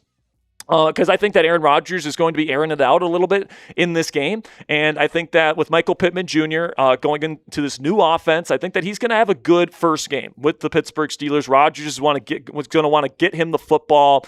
And also he's going to get the more beneficial cornerback matchup. A.J. Terrell is almost certainly going to be on DK Metcalf throughout the game, which should open up opportunities for Michael Pittman Jr. So if you guys want to get in on the action here, you could do something like this for your Week 1 lineup, taking the more on passing yards for Aaron Rodgers, the less on receiving yards for Kyle Pitts, and the more on receiving yards for Michael Pittman Jr. By the way, Kyle Pitts being projected with a higher receiving yards number over MPJ is ridiculous, in my opinion. But this particular projection, you can walk away with $47.50 on just a $10 entry fee on the Prize Picks app if you get all 3 projections correct in what Prize Picks calls a power play. So download the Prize Picks app today. Use code HMA when you play your first $5 lineup to receive $50 in additional lineups. That's code HMA when you play your first $5 lineup to get an extra $50 in lineups with Prize Picks today. Again, make sure you guys play responsibly. Click the link in the comments and description to download the app. And a big thank you to Prize Picks for sponsoring Steelers Talk. So now ESPN's overall offseason grade for the Pittsburgh Steelers is one of the lowest in the league, at a C+. And obviously a big reason for that is they feel like the Steelers are just stuck in place, going through the same motions here, bringing in a washed-up old quarterback and not having enough talent around him. And, it's going to be a high floor, low ceiling type of team this year. But I disagree. I think the Steelers have done a really good job this year building out this team, not only for the short term, but also setting this team up for future success during the Mike McCarthy era. I'm going to give this offseason an A- for the Pittsburgh Steelers. I don't think it's been perfect every step of the way. Obviously, there's been certain things that didn't go the Steelers' way. The first one that comes to mind is the Mekhi Lemons situation on night 1 of the NFL draft, but you ended up getting Jeremy Bernard, and I think that the way that this team is set up, you are looking pretty darn good if you are the Pittsburgh Steelers, and I think they did a good enough job at both giving themselves the best possible chance to compete right now, give themselves a chance come January to win some playoff games and put themselves in contention to win a Super Bowl for Cam Hayward and TJ Watt, while also setting up the future quite well. You're giving your 2 younger quarterbacks an excellent mentor in Aaron Rodgers to learn from before they get their chance maybe in the 2027 season. You're locking up a lot of these younger players to extensions. By the way, Omar Khan, please deliver us that Joey Porter Jr. extension, if you will. And I think that right now the Steelers roster is sitting in a pretty darn good spot as we approach the 2026 NFL campaign. So now it's your turn. Let me know down there in the comments section, what grade do you give the Steelers off season this year? I gave it an A-. ESPN's giving it a C+. So give me an A, B, C, D, or F down there in the comments section. And if you guys want me to rip apart even more slander from ESPN, specifically from Mina Kimes and her ranking of quarterback Aaron Rodgers this year, make sure you guys check out this video. I'll put the chip to that one in the top right. All you have to do is click it, and it'll take you to that video. And of course, make sure you guys click that subscribe button if you haven't already. And until next time, guys, here we go, Steelers. Second segment in the books, and how ridiculous was that section, Ponzi, saying Michael Pittman Jr., that trade is the move that is a quote-unquote mistake for the Pittsburgh Steelers. Even the reasonings that he introduced were ridiculous. Oh, you're taking on $24 million when you could have paid Wan'Dale Robinson, of all people, $17.5. Michael Pittman Jr. is a much better player than Wan'Dale Robinson. Now, I think Robinson actually had more yards than Pittman, but that's because Wan'Dale was really the only receiver on the Giants last year. So, like, I don't know, man. I'm kind of befuddled. Befuddled is a adjective to describe the least of that, because like you look at the moves that the Steelers could have been marked for their worst move, and you could have easily said the Mekhi Lemon debacle was the worst move. And like I would have agreed with that. I would have said, that's a terrible move from the Steelers. They wanted their guy, and they had a really bad look on the first night of the draft in Pittsburgh. Arguably, probably the worst move. But at the same time, you go for Michael Pittman Jr. for a 6th-round pick swap. Like 6th and 7th. You pretty much just signed him to a 3-year contract in free agency worth $20 million this season.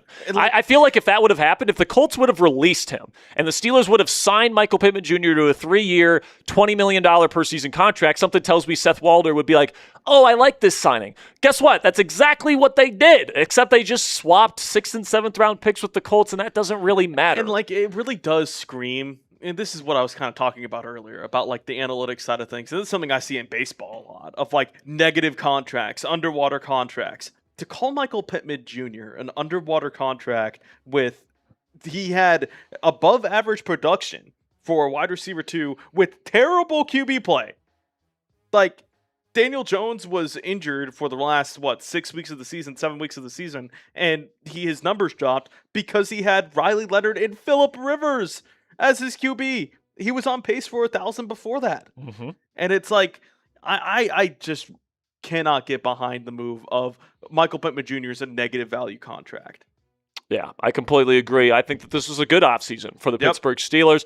Now, that doesn't necessarily mean that, now they're Super Bowl favorites right now. Yeah. That's not what I'm saying. I'm saying that I think they walked that tightrope of trying to be competitive right now and setting the team up for the future pretty darn well, all right? Like, I didn't see a future quarterback option that I really loved. I mean, I would have been okay with Malik Willis, and I know this one would have been unpopular, but I would have been okay with Ty Simpson if they would have taken him in the first round this year. Yeah. Obviously, he ended up going a lot earlier than when the Steelers ended up drafting. But listen, man, I think you could do a lot worse than the roster that they have right now. They're set up to have a really good defense and a more than functional offense. You got a quarterback with a ton of playoff experience and, a guy that the locker room is going to rally around.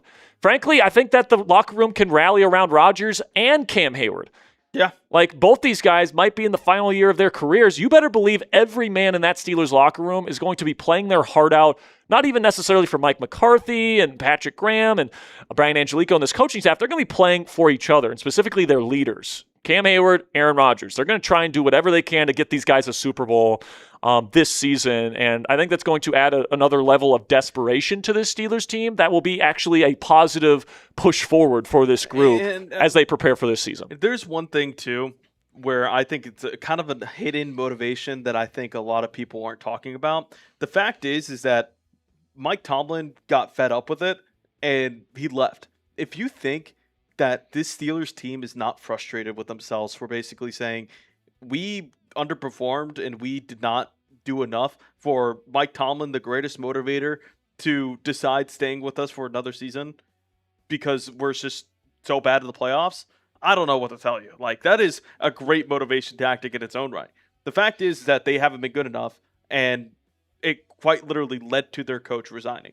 We're a very emotional resigning, and it's just they feel like they got something to prove. I think that the Steelers team will have a chip on their shoulder just because of everything that's happened with the team, with the Mike Tomlin, with Aaron Rodgers, with Cam Hayward. This team will have a rallying cry. Maybe it's not enough to win a playoff game, but I do think that this will be a competent team. Yeah, I completely agree. And then even if we are stuck in place for one more season, Ponzi, I think you're still setting this team up heading into the second year of the Mike McCarthy era to have a quarterback that has been mentored by Aaron Rodgers be your starter. That could be your future franchise guy. You've still got a good roster around that player, so that quarterback has a legitimate chance at succeeding. Like, even if we have to endure one more season of 10-7 football, ooh, so scary, 10-7. Like, if we have to endure one more season of that, and then at the end of it here in 2027, we get a really good starting quarterback, it's going to be fine. It's going to be good at the end of the day, right? So I've been saying time and time again here, Ponzi, if one of these two things happens, it's a successful season. Number one, if the Steelers become a legitimate Super Bowl contender this year, or B, and it'd be great if we got both of these things, but B, we get a starting quarterback out of Drew Aller or Will Howard down the road, okay? If one of those two things happens, this will be a worthwhile season for the Pittsburgh Steelers. Now, there's obviously a chance that neither of those things happen, and if that's the case, this is going to be a wasted season for Pittsburgh. But I think there's a reasonable enough chance that at least one of those things happens where I think the Steelers have gone into this year with a solid plan of attack. So $5 here from Bernard Nixon. So some Steelers fans are so down on this team. It's sad. I just think people are frustrated with the way things have gone over the last several years, all right? Because obviously this team has not won a playoff game in nearly a decade at this point. And it's frustrating when you're always competitive, but you're not winning games, and you're not even really competitive in games that quote-unquote actually matter in the playoffs. So I understand it. I really do. And people are tired of getting their expectations up only to have them be disappointed at the end of the season. It's just human nature to think that way. But by the way, that could still happen for this football team this year. It's absolutely within the realm of possibility that this team disappoints yet again.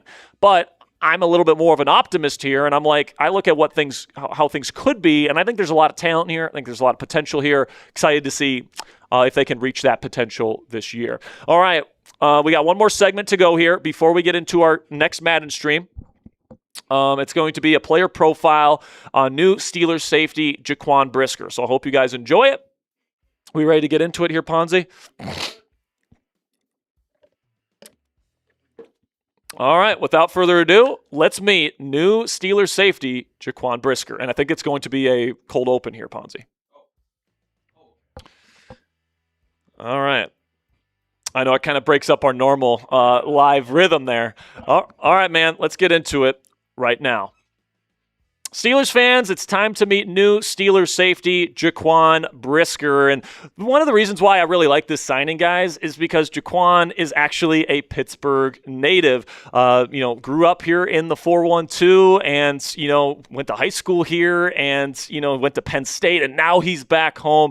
He's really excited to be a Pittsburgh Steeler, and, I think it's a hell of a story. Today on the show, though, I'm going to be breaking down his profile, how he fits with the Pittsburgh Steelers, and why I like this signing for the Pittsburgh Steelers outside of the fact that he is a Yenzer. So click that thumbs up icon if you haven't already to welcome Jaquan Brisker back home here to the Steel City. And with that, let's get into today's show.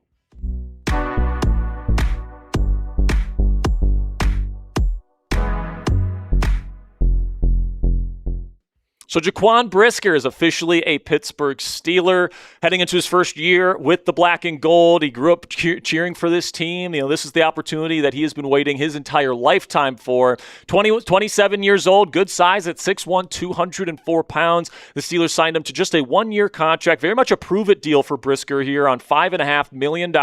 Last year, he was around middle of the pack in terms of the PFF grading among safeties. He ranked 45th out of 91 eligible NFL safeties, according to Pro Football Focus. And on today's show, I'm going to be breaking down two reasons why I really like this signing, and then maybe two areas of concern heading into Brisker's first year here in the Steel City. The first reason why I like this signing, guys, is that he is an absolute enforcer. This guy loves to hit, and everything about his play style is about aggression, and it's about playing the game like a Pittsburgher, right? Somebody that's going to lay the wood, lay the steel, if you will, and he is going to absolutely put his face in the fan, do all the dirty work, put hard hits on people, and those types of players are valuable, especially playing in the AFC North where you play in cold weather conditions, and the harder you hit, the more pain you inflict on your opponent, the better. And I just love that about Brisker's game. He's also pairs that really great aggression with pretty decent reliability as a tackler as well. So I think that he can make some impact plays as a run defender at times. I think he's going to be reliable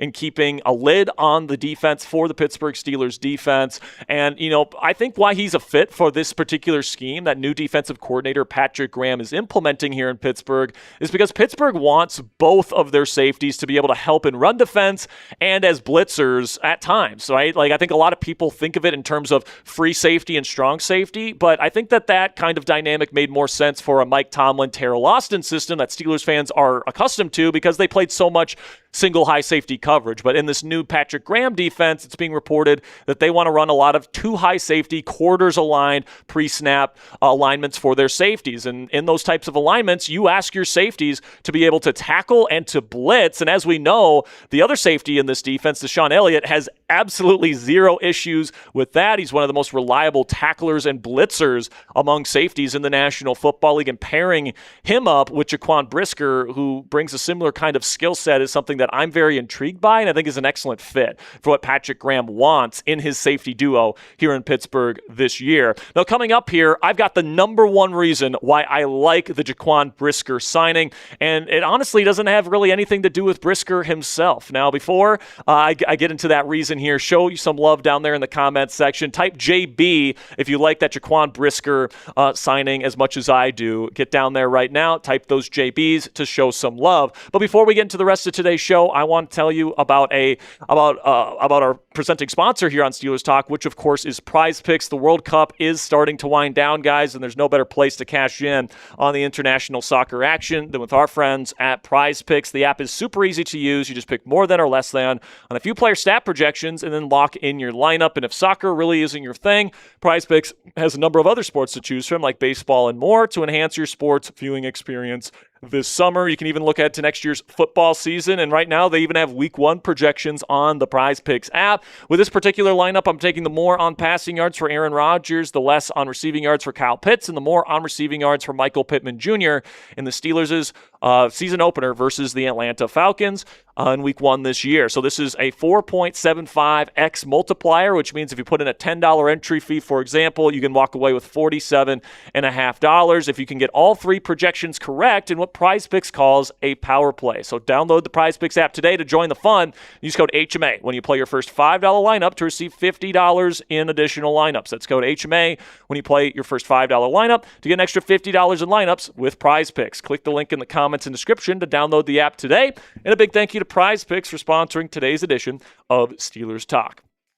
Now, the second reason why I really love the Jaquan Brisker signing here, guys, is because he frees up Jalen Ramsey to not have to play safety this year. Now, I think Jalen played fine at safety last year, but you could definitely tell that it was a cornerback playing safety at times last year. Jalen had never played safety since his time in college before last season. But I think that, bringing in Brisker is huge for the overall state of the system that is the Pittsburgh Steelers' defense, because it allows this team to play Ramsey where he's at his best, which in my opinion is at the big nickel position. And the reason why that's important, guys, is that the Steelers, like I said earlier, want to base in 2 high safety pre-snap alignments. And you really need a big nickel player, and a good one at that, to be able to play that style of defense consistently. And the reason why that is because if you have 2 high safeties, you're taking one of those safeties out of the box. So you essentially need your nickel player to take on the role of the quote-unquote strong safety and be an impact player against the run. And guess what? Jalen Ramsey can absolutely do that. He's been one of the best, if not the best, run-defending DB in the entire National Football League over the last decade. It really isn't that crazy to say. He hits hard. He's got long arms, incredible instincts. I just love his play style. Getting off blocks, attacking the ball carrier. It's all really good stuff. And Ramsey obviously is still good enough as a coverage player from the slot, especially in match and zone coverage, to read the eyes of the quarterback and really make plays on the football. And, I think that his presence as a blitzer as well is super underrated. I think that he's a fantastic blitzer from the slot, and I think that with Patrick Queen, Peyton Wilson, and the safeties also being implemented alongside the Steelers' awesome defensive line, the Steelers are jam-packed with legitimate blitz threats that Patrick Graham can really have a lot of fun with developing all these awesome creative blitz packages for the Steelers' defense this year. And even better, if Ramsey, God forbid, goes down with some sort of injury, you have a guy in Jaquan Brisker who who is also a big nickel type of player that's got the size and the run take-on ability and the coverage ability that you look for to be able to play big nickel or money backer, which is the dime linebacker in this defense. In case Jalen Ramsey gets hurt, you have a player that's a good backup for this particular position. So that's just another added bonus to adding a guy like Jaquan Brisker to this defense, is that you can continue to play that big nickel brand of football even if Jalen Ramsey goes down with an injury. But with that said, guys, he's not a perfect player, all right? He just isn't. There's a reason why he only got signed to a one-year prove-it contract. And even though I think that what he provides for the Steelers defense is immense, and I like the signing overall, it is worth noting a couple of areas of concern. The first concern is that he is an inconsistent coverage player. That he just is, all right? You look at his film and you look at his coverage numbers throughout the course of his career, he's been inconsistent, especially when he's been asked to go up one-on-one against wide receivers, whether it be in true man coverage or whether it be in match coverage. Brisker just had a 54.1 coverage grade last year with the Bears, which ranked 66th out of 93 safeties. So he's fine at it. He's not a complete liability in coverage. I want to make that abundantly clear, but he's not going to be an impact player in coverage necessarily as a pass defender from the safety alignment. Then the second concern here, and this one is probably my chief concern, okay? It's that his concussion history means that another concussion might end his career. He's had a lot of concussions throughout the course of his playing career, and he's missed some pretty significant time in the NFL at times because of it. So you're hoping that he is going to be able to get through another season concussion-free. He was able to do that last year, which is terrific news. He was able to play every single game last year for the Chicago Bears. But the concussions are definitely a concern, man. And the thing that really concerns me as well, though, guys, is that he's a very physical player, right? He likes to hit people hard and all these different things, and that kind of playing style might lend credence to more concussions down the line. So that is a legitimate concern. I think that's part of the reason why the Steelers only used a one-year contract on him. And if he gets another concussion, I hate to say it, but he might be done playing football, all right? And the doctors might recommend that he stops playing football altogether if he gets another major concussion. But like I said earlier, the good news is he did play all 17 games last year for the Chicago Bears. It was a concern going into last season, and he was able to get through the season completely healthy. So it's definitely possible that he does that for a second straight season. It's just something to keep in the back of your mind and a reason why he didn't get more money in NFL free agency this year. But in the end, man, I think JB, with him being only on a one-year contract, it's a good thing for the Pittsburgh Steelers because, if he balls out and he plays great and he ends up being a great piece for this Steelers defense, and I'm really rooting for him to be that, you can try and bring him back next year. Now, maybe, he gets priced out of Pittsburgh and he ends up going somewhere else.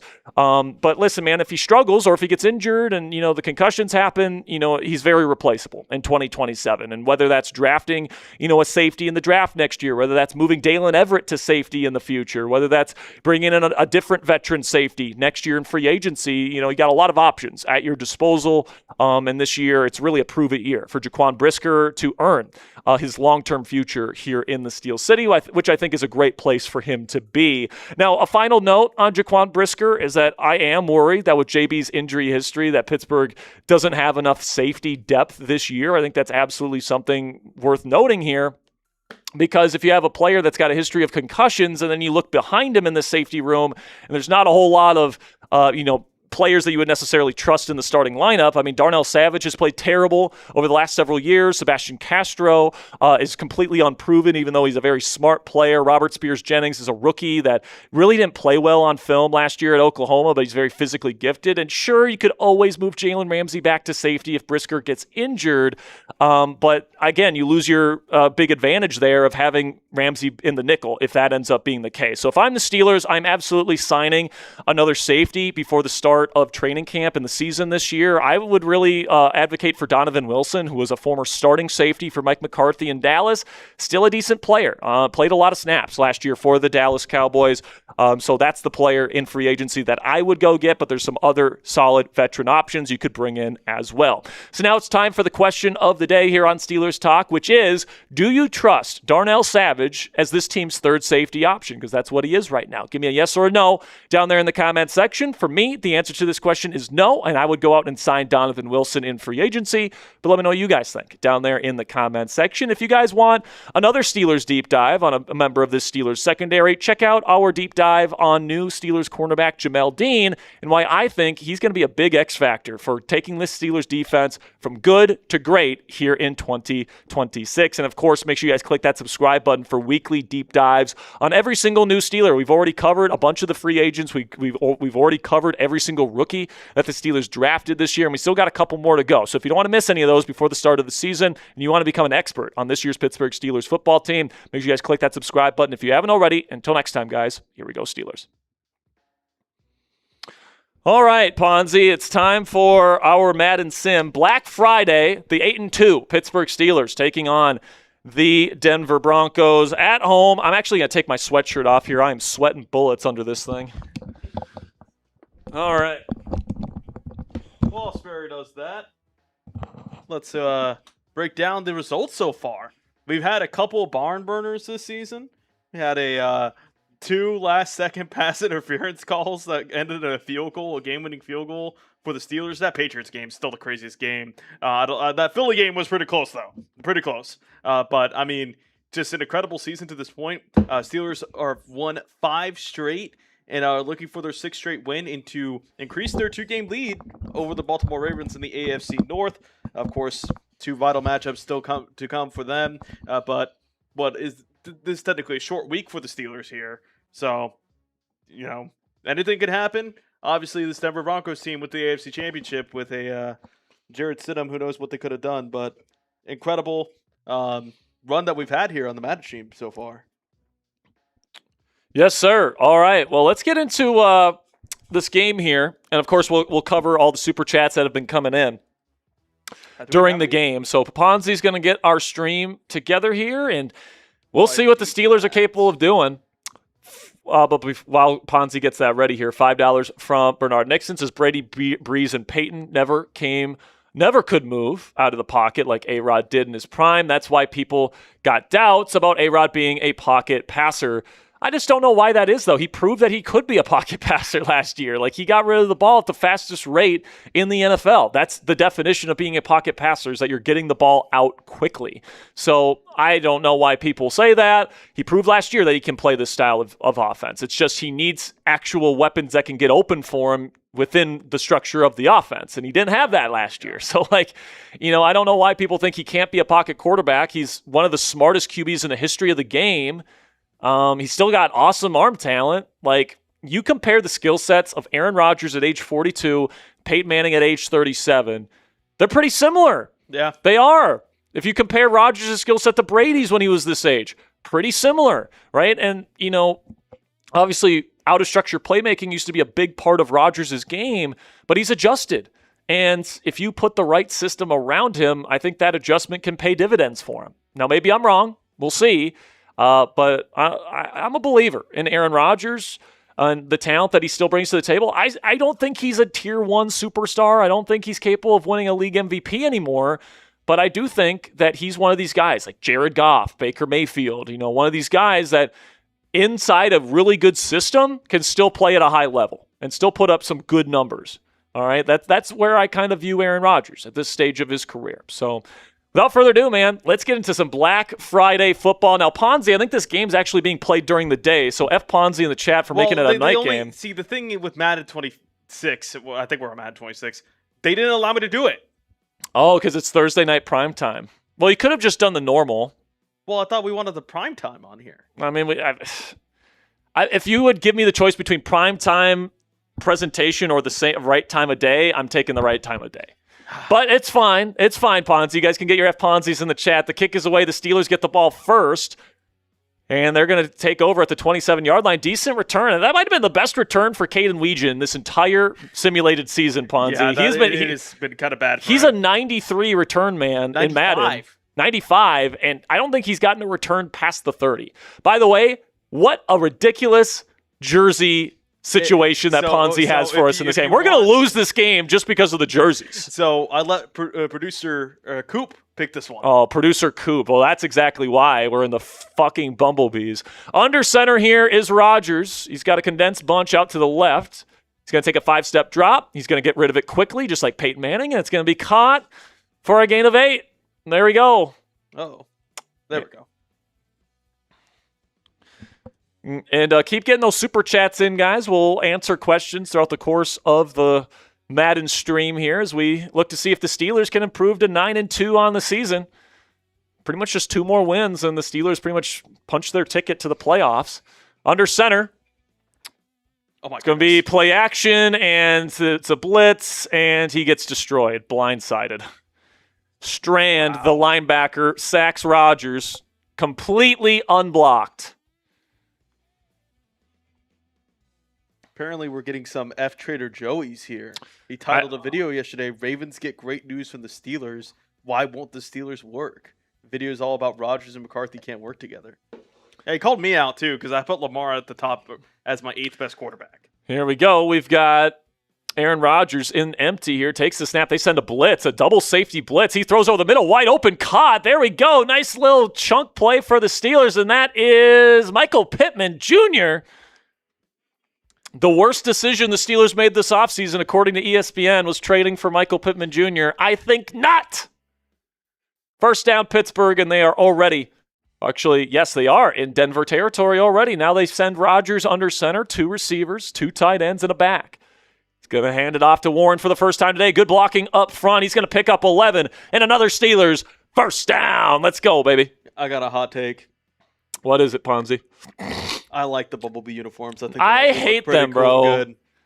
Bro, boo! Everyone boo! Everyone boo Ponzi. Boo! They look kind of clean. No, they do not, dude. Under center here is Rodgers again. They'll hand it off to Warren, and he's not going to have much success this time. It's a gain of 1. I don't like the pants. What would you prefer them with? Black pants?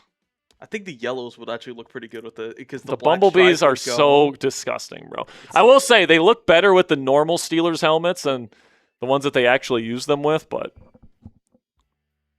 shotgun here for Rodgers, takes the snap. He's going to be a quick screen. He's got blockers in front of him for Warren, and he's going to take it for a first down to the Denver 36-yard line. Offsides on the defense? Yep. All right, so obviously the Steelers will decline that. See, still Buckeye agrees with me. Also, the pants should be Bumblebee pattern. I actually kind of like that. Dude, that's way too much Bumblebee. I know. It's way too much Bumblebee to have the pants be Bumblebee. Like, this is like peak 2015 Steelers and the Bumblebees. We don't have another super chat, do we? No. Okay. All right, first down and 10 for Pittsburgh, driving on the vaunted Denver Broncos defense. From the pistol, Rodgers will take the snap and hand it off to Warren. He's got a huge hole up the middle. Going to try to make a man miss. He cannot, but he still picks up a Steelers first down, and they enter the red zone for the first time this evening. People are saying Darnell Washington lost 50 pounds? Yeah, that's what he said. He's more cut this year. He's not 300 or whatever he was last year. I don't know if it was 50. I think it might have been 50. Shotgun here, Rodgers. He's got time in the pocket. He's going to launch corner of the end zone. Oh, he couldn't bring it down. I think he tried to throw that to, I don't know who that was, but ends up dropping it. It was hotly contested. It'll be second down and 10 from Denver's 12-yard line. I will say, though, I do think I like the Bumblebees more than what the Steelers had last year. Oh, yeah, 100%. With those alternates are worse. Under center here, 5-step drop. Rodgers has time again. Throws corner of the end zone. Once again, he's open, and it's caught. DK, have it your way. He scores. Let's go. DK Metcalf with the touchdown. And the Steelers drive right down the field on that Broncos defense. Pat Surtain getting cussed out by Sean Payton. Not Sean Payton. I mean, I think Sean Payton is the new Belichick, where he hasn't opted in to be in Madden. Kick is up, and it is good. 7-0 Pittsburgh. And it's a good start if you want to go 9-2, Ponzi. It's a good start. Show me them TDs. Show me them TDs. Let's go. Super chat from Bernard here. Bernard with a 2. We'll put him up on screen. That's the first chance that we get.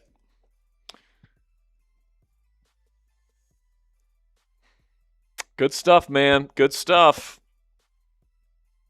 Got the run game going a little bit there. Had a nice little dig route to Michael Pittman Jr. Nice touchdown route from DK. As Boswell boots this away, it's fielded at the 5, and Denver will take it out to the 26-yard line. Here's maybe one of my hot takes here, Ponzi. I think the Broncos defense is going to take a step back this year. I don't think that's that crazy. Because, like, I know they've got some star players there, right? They've got Surtain and they've got Benito. But, like, they don't have a whole lot of, like, true star talent on that defense outside of those two guys. Yeah. And I feel like defenses that don't have a lot of star talent, if they have one good year, they can be regression candidates. I would not be shocked if we get that from Pittsburgh this year. Now, Bo Nix will go RPO and gets a little slant here to Cortland Sutton. He picks up decent yardage. First down, Denver. I will say these uniforms from Denver are sick. Yeah. We actually got another Venmo here from James S. Says, which position battle are you going to be watching most closely during training camp? That's easy. Backup quarterback. Backup quarterback. I'll break down why here in a second. Offset I formation. Handoff to J.K. Dobbins. Not getting far. Just a 1-yard gain for Denver. That was a 5? That was a $5 Venmo, yeah. Here we go, James. So I definitely think backup quarterback is one that I've got my eye on. Wide receiver 3 will be fun, even though I think Jeremy Bernard and Roman will both have some sort of role in this offense. Seeing that dynamic play out will be fun. Shotgun here for Bo Nix. He'll take the snap and hand it off on the draw to J.K. Dobbins. Well blocked, and he's going to get into Steeler territory, and another Broncos first down. Another competition I'm looking out for is right guard. Spencer Anderson, Brock Hoffman, Jennings Dunker, seeing who comes out of that pile. And then Dylan Cook and Max Sahanacher at right tackle. Definitely some big ones to watch out for there. Pistol formation here for Bo Nix. He's going to go play action. He's got all day to throw in that pocket, and he's going to throw it to his check down. It's dropped by Dobbins. It looked like Peyton Wilson was there to defend it. Be second down and 10. $2 from Bernard. A-Rod is still in great shape than Breeze and Peyton. Well, yeah, he says he's in great shape for other reasons, though.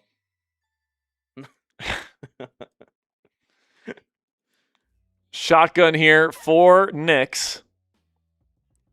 Takes the snap.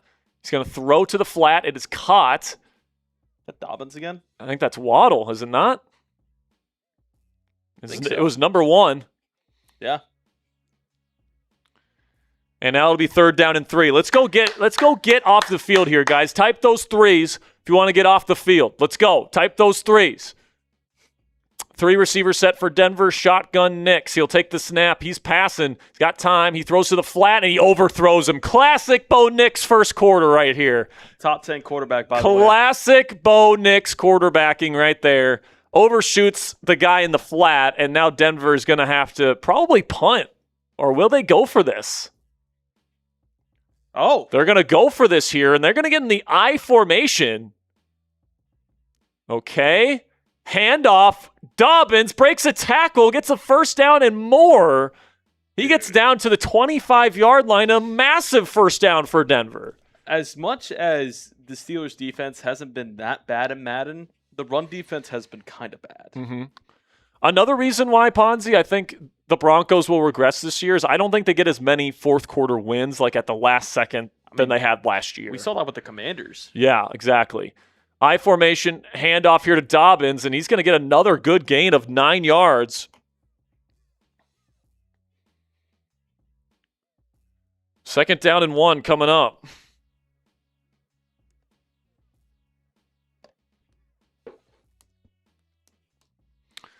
They are now in the Steelers' red zone at the 16 under center here with multiple tight ends in the game. Oh, and it was Evan Ingram who's number 1. Jalen Waddle is 17. Going to hand it off here. This is R.J. Harvey. Jumps over a man, and he's going to scamper right into the end zone. R.J. Harvey, the second-year running back out of UCF, gets his first carry of the day, jumps over a Steeler, and there's no defenders back there to bring him down. It's, pretty darn good start for the offenses here. Not such a great start for the defenses. Yeah, that's kind of a bad look to get hurdled over. Did he hurdle over Cam Hayward? I don't know.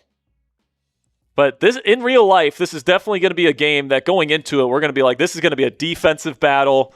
whoever makes the plays in the fourth quarter is going to come away with the victory. But here in Madden, I guess it's going to be a shootout, 7-7 to start this game. Type boo in the chat. Broncos just tied up the game.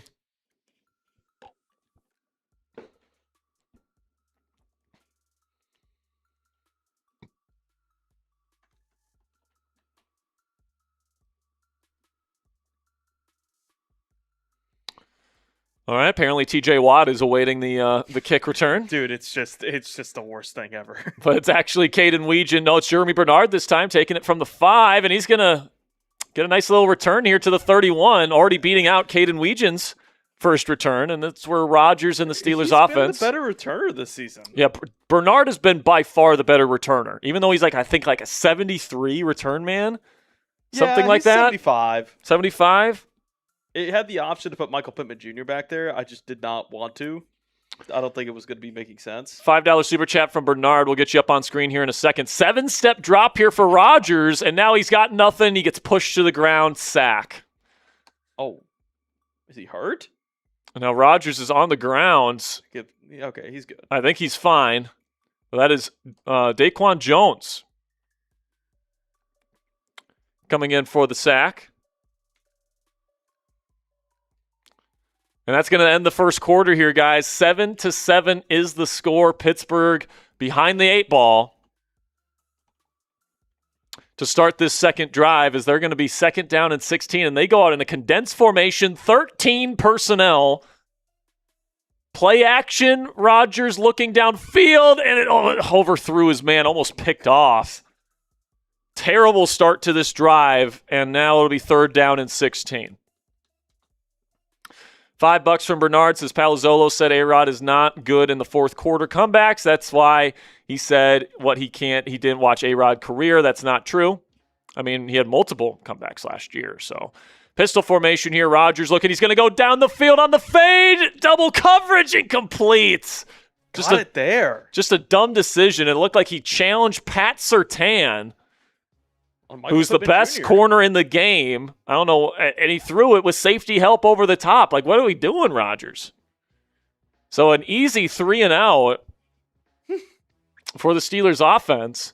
And they'll have to punt this away. Getting a lot of redo chance because of the Bumblebee uniforms. I don't care. Kick is away. It's fielded at the 22. Breaks a tackle and gets down to the 28. And that's where Bo Nix and the Broncos will take over. But yeah, man, I don't know. I know they added Jalen Waddle this year, and they're really excited about that. And he's a good player, man. Jalen Waddle's awesome. But, I don't know. I think Bo Nix is overrated grossly. Yeah. I think the defense has a chance to regress from what they were a year ago, and I don't think they get the same luck that they had in the fourth quarter last year. I still think they'll be a good team. Don't get me wrong, but they won't be the number 1 seed in the AFC this year. Yeah, I agree. Empty formation here for Nix. The Steelers send pressure. He's got nothing. He's going to be leveled. And I think that's Peyton Wilson, and it is. And it's going to be second down and 16. That is exactly what we were looking for right there, folks. Exactly.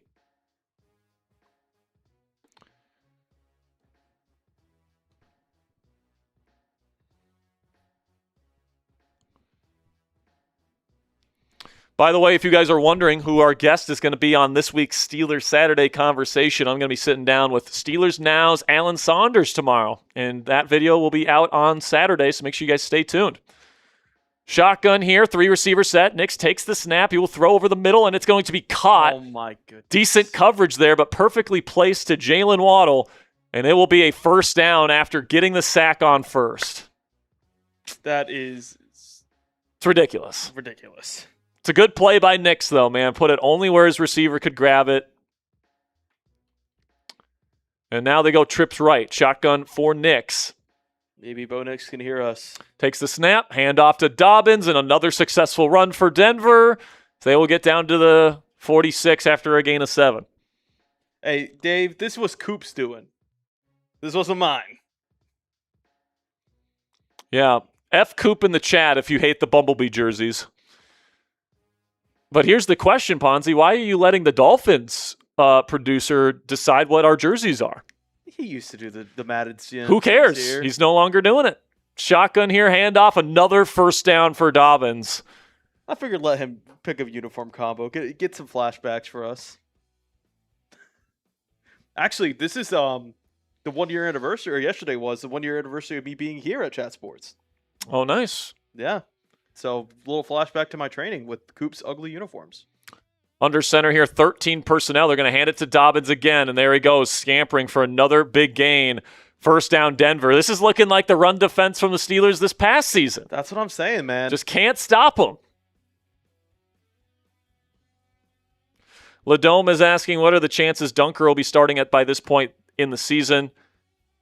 Pretty decent, I'd say. There's a chance. See how Spencer Anderson or Brock Hoffman do. He might be starting week 1. Play action here for Nix. He's going to launch down the field. It's a wobbly ball, and it's incomplete. Good coverage from JPJ, who ESPN claims is not a top 10 corner in the league. Ridiculous. Disrespectful. Ooh, ESPN. Disrespectful from ESPN. Second down and 10 here. We got about 4 minutes left to go in the half. Still 7-7. 3 receiver set. Nix will take the snap. Play action. Now he steps up in the pocket, throws middle. It's going to be caught, and he's streaking away, and he's going to be stopped just short at the 1. Oh, my goodness. I think that's Troy Franklin. Troy Franklin. Bo Nix's boy from Oregon. Yeah. And they get down to the 1. All right, we need a goal line stand here, guys, if we want to prevent the touchdown. Let's see if they go QB sneak here. They're in the I formation. And nope, they're just going to hand it off to Dobbins. And oh my gosh, he just got absolutely leveled by Keanu Benton. Peyton Wilson was the first one there, but then Benton put him on his ass. We'll get to your super chat here in a bit, Bernard. Shotgun here for Nix. Condensed formation. Takes the snap. Hand off. And they're going to stop him short. Oh, they broke 2 tackles. How is that even possible? Touchdown, J.K. Dobbins, and the Broncos take the lead in Pittsburgh. Dude. The Steelers had 2 guys right there to make the tackle. They bounce off each other. Pause. No. How is that a pause? Pause. No, it's not. Yes, it is. It's not even close. You just heard 2 guys, and you just immediately Bouncing thought gay. off each other? Ridiculous. It's one of the worst pauses I've ever heard in my life. It's up and good. 14-7 is the score. Broncos take the lead. They've scored touchdowns on each of their first 2 drives. Steelers defense needs to figure it out. $5 from Bernard here. Said Steve. Who's Steve? Steve Palazzolo Oh, gotcha. said that the Browns game in Week 17 last year made him think that way. Well, I mean, he almost won the game. Like, he had no weapons, first of all. DK Metcalf, his only good receiver, was out playing against one of the best defenses in football on the road, and he still almost led a game-winning drive. Now, obviously, he didn't show up when, like, we were at the 5-yard line. He threw 3 straight passes to Marquez Valdes-Scantling. Obviously, that was a bad stretch for Rodgers, but he still, with the 2-minute drill, put them in position to win the game. Yeah.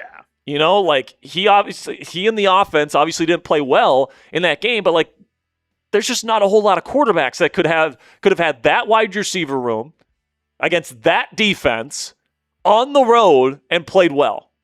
There's just not a whole lot that would have done it. So what about the next week where without DK Metcalf, he had multiple game-winning drives in the fourth quarter? Like, what are we talking about? Little flat screen here to Jeremy Bernard. A nice little pickup here for Pittsburgh, a gain of 8. It's a big drive here for Pittsburgh, Ponzi, because Denver gets the ball at half. Yeah. So you got to put up points here, and then you got to have a good defensive drive to start the second half here.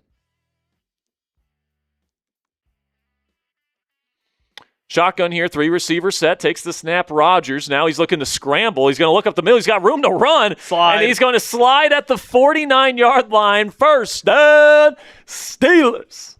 Well over his 50 or 20 rushing yards projection from Prize Picks. There we go. Aaron Rodgers on one run gets more rushing yards than Matthew Stafford had the entirety of last season. Yeah. And that's going to be the 2-minute warning here. 14-7 is the score.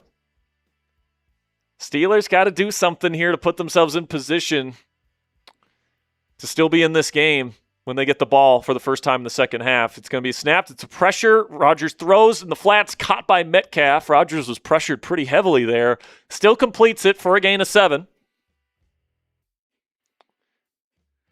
Steel Buckeye says, why are both teams wearing home jerseys? Come on, Ponzi. Well, it's not Ponzi. Coop, our previous producer here, picked the jerseys. So, but I feel you, Steel Buckeye. Rodgers going to throw short again. It's going to be Jeremy Bernard. Breaks a tackle, but he steps out of bounds. But he does so with a Steelers first down. Don't like him dropping the ball right after stepping out of bounds.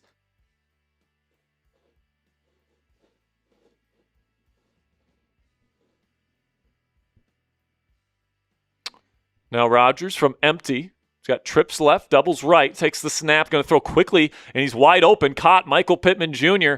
will pick up 9.5 yards. It'll be second down in inches. Yeah, the funny thing is, going back to Bernard's super chat about the Browns game in Week 17, like, did he not watch the game right after against the Ravens with no DK? Now, Denver showing blitz here. They're going to drop out of it. Rodgers looking, throwing on the run, and it's absolute dark. Did he catch that? He did. What a catch by Michael Pittman Jr. And he gets inside the 10-yard line. First down and goal from the Broncos' 8-yard line. 50 seconds left to go in the half. Rodgers and the Steelers trying not to give Denver too much time to retaliate here. They go empty with a bunch out to the left. Takes the snap. Rodgers looking, pressure getting to him. He throws, almost intercepted. Tried to go to DK Metcalf. It was tight coverage. Clock stops with 37 seconds to go. Come on, man. Got to score. Go score here. What will Darnell Washington's role be after he lost that weight? The same. Yeah. He's still Darnell. He's just more cut. It's going to be a quick throw to Jaylen Warren, and he's going to not get far. In fact, he loses 4 yards. It'll be third down and goal. Absolutely sniffed out by Jones there. And now we are less than 30 seconds left to go. Not using any timeouts here. I mean, this is kind of setting up perfectly. If you don't get it, you just kick the field goal, and the half's pretty much over. Rodgers takes the snap. Can he get them in the end zone? Steps up. Clean pocket. Now stepping up again. Dumping it off on the run. He's not going to get there. Timeout. Oh, my God. Timeout. And the Steelers let the clock run out. Ponzi didn't change the sliders. I did. It's just Madden. So the Steelers leave 3 points. Everyone go F Ponzi. Obviously didn't increase the intelligence. I put it to 99. Steelers let the clock run out on them, and they leave 3 points on the board. Everybody's going to be calling for a redo. It's the jerseys. Totally. It's definitely the jerseys, man. Well, that's halftime. It's not anything else. And now Denver gets the ball, and all they have to do is kick a field goal, and they're up 2 scores. Thanks a lot, Ponzi. I had nothing to do with this. These allegations are false. Thanks a lot, man. I mean, if it was IQ 99, they would have used the timeout. Well, but they didn't. Let's be real about the state of Madden right now. Broken game. Well, let's not pretend this would be the first time you forgot to do something. Okay. Like Jared Verse being 95 on the Browns. We don't talk about that. Kicks away, fielded at the 5. Excuse me, taken to the 26. And that is where J.K. Dobbins and the Broncos will retake over here. 65 yards already and just 9 carries and a touchdown for Dobbins. Definitely need a stop right here. Yeah. Definitely need a stop. Can't give up any points if you want to keep this offense within striking distance. They go empty. For Nix, takes the snap. He's looking. They send a linebacker pressure up the middle. It's going to be a quick little in-cut over the middle to Sutton. It's going to be a big gain. First down, Denver, and that is not a good start for the Steelers defense.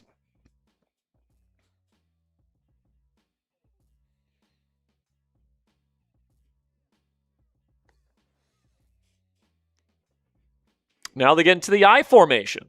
2 receivers. Got a fullback in there, obviously. Takes the snap. It's going to be play action. Nix has time. Going to just sling it out to the flat, and it will be a decent gain of 4. But this Steelers defense needs a sack. They need a turnover. They need something here, Ponzi, to turn the tide here.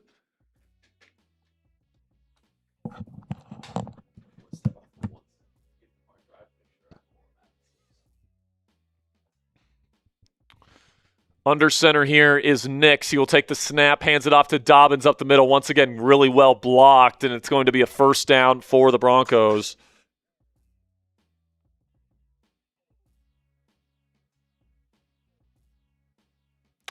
Man, this defense cannot stop the run to save their life in this game, and if they can't stop it for the rest of this game, they're going to lose. Plain and simply. Shotgun here, trips right for the Broncos. 2 high safeties for Pittsburgh, takes the snap. Nix has time in the pocket, so much for that Steelers pass rush. Nix scrambling. He's going to slide down after a gain of 4. Steel Buckeyes says, this is awful to watch. I completely agree. This defense from Pittsburgh, I mean, for most of this season, they've been pretty good. It's just today, they've been just absolutely terrible, even though they got 3 X factors on their defensive line. And a superstar. It's going to be a handoff here to J.K. Dobbins, not D.K. It's going to be a handoff and gain of 2. 3rd down and 4. Here we go. This would be huge to get a sack. Get them out of field goal range. This would be long field goal range here, but it's definitely makeable from this distance. Nix is already in the shotgun. Get after his ass here. Takes the snap. Steelers only send 4. Quick slant. Going to be easy first down. God, I just got a flashback to last year's Bengals game. Just allowing that easy slant for a first down on 3rd and medium. And now they're easily in field goal range, and they're threatening to go up 2 scores in our own house. By the way, the Steelers' 2 losses have come at Acrisure Stadium. They've won every away game in this Madden simulated season. Spread formation here for Nix. Takes the snap. It's going to be a quick screen out to Dobbins. And Dobbins going to make a man miss, and he picks up nearly 10 yards. J.K. Dobbins is not this good. What are we doing, Madden? Dobbins is like the most average starting running back there is in the NFL. Yeah, I don't know. I don't get it, man. Shotgun here. He got a stack out to the right in a nasty split. He's going to hand it off to Dobbins, and he tries to hurdle him, man. He gets hit hard. Should have been a fumble. I mean, I was kind of looking for a fumble there, but good run defense from Pittsburgh. It'll be 3rd down and 2 coming up here. Just got to try and stop them to a field goal. I mean, at this point, we can pretty much expect Denver to go up 2 scores, but be nice to get a turnover here. But Steelers are in off coverage. Going to hand it off. Easy first down for Dobbins as they get inside the 15 to the 13. More importantly, they're chewing clock. They are chewing clock. That is another thing about not being able to stop the run.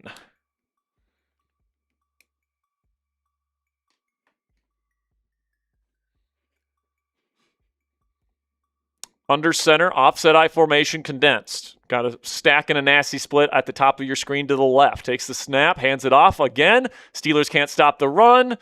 And R.J. Harvey takes it for another 7-yard gain. God, this is such an unentertaining Madden game. We've had games, Ponzi, where people are just slinging it and a bunch of touchdowns being scored. Instead, you're just getting a bunch of run plays that the Steelers just can't stop. I mean, even then, it kind of reminds me of last year's Black Friday game. Yeah, kind of. Shotgun here. Spread formation, 2x2. Going to be a quick little screen out there. It's going to be brought down. Troy Franklin on the catch, but Jaquan Brisker with the tackle. Be 3rd down and 3. Got to get a stop here. Type those 3s. Come on. Come on now. Get a stop here.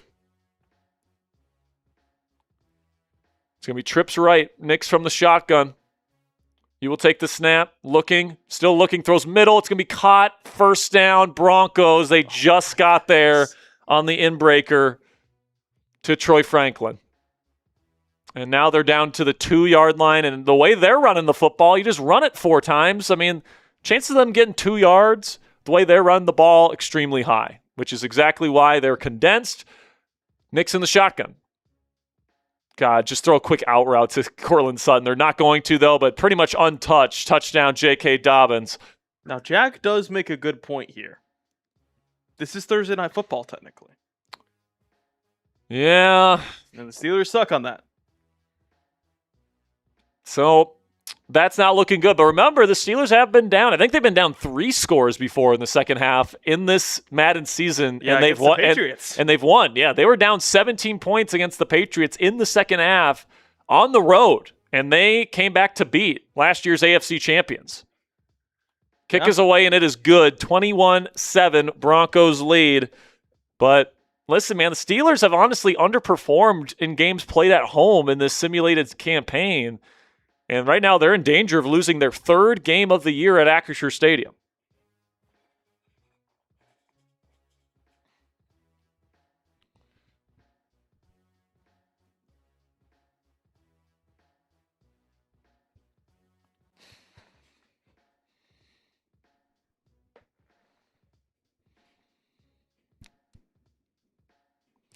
All right, they're getting ready to kick it back off to us here, guys, but I think we probably got to score a touchdown here. Am I crazy enough to say it's 4-down territory? It's going to be Caden Weegan who only takes it to the 28. Decent return, but not fantastic. And now Aaron Rodgers takes the field. Got to try and get another comeback here. Let's see if old Raji can prove Steve Palazzolo wrong here, Mr. Bernard. But yeah, man, if the Steelers lose this game, honestly, I think it's fine. It's a good football team. Steelers are still sitting at 8-3. Pistol formation. He's going to launch it down the field. There's a safety there. Incomplete. Oh my gosh, what is Rodgers doing? Pittman absolutely destroyed his guy off the line. Rodgers should have thrown it like a line drive into the seam. Why did he put air under it like right next to the safety? That made no sense. Now they go empty with a quads formation out to the right. Single receiver out to the left. Interesting formation. Rodgers takes the snap, throws a quick slant to Metcalf. That's perfectly placed and picks up a Steelers first down. Oh my gosh. Commanders just got done filming. What?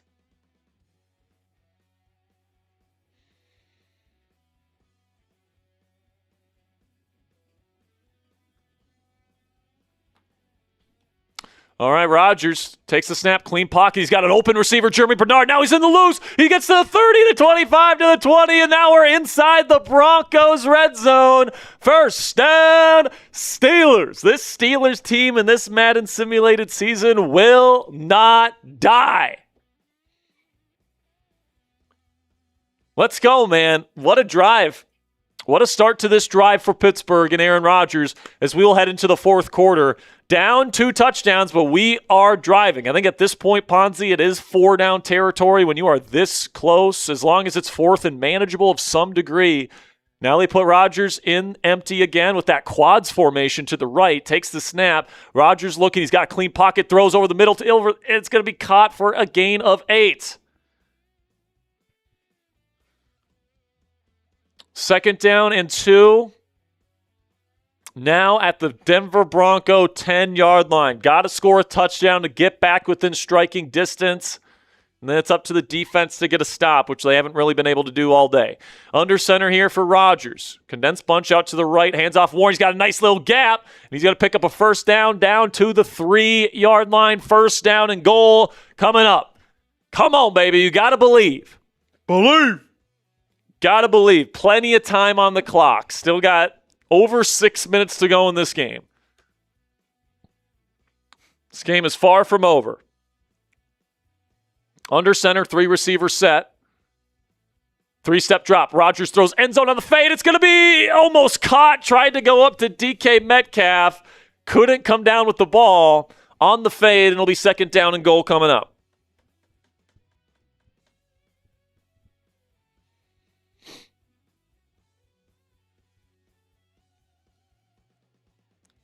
Offset I formations, condensed formation for Pittsburgh. Do they hand this off to Jalen Warren? No, they're going to put it in the hands of Aaron Rodgers, and he finds a wide open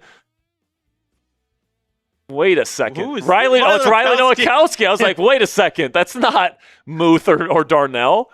But the fullback, Riley Nowakowski out of Indiana with the catch and touchdown. Rodgers found him in the flat. And now we're back within striking distance. Let's go. That's what we love to see. This game is not over, folks. Boswell will kick this up, and it is good. 21-14, just down a touchdown. Plenty of time still on the clock. But the Steelers' defense, I think the Broncos only had 3 drives? Is that right? Yeah. Yeah. The Broncos have only had 3 drives, and they've scored touchdowns on all 3 of them.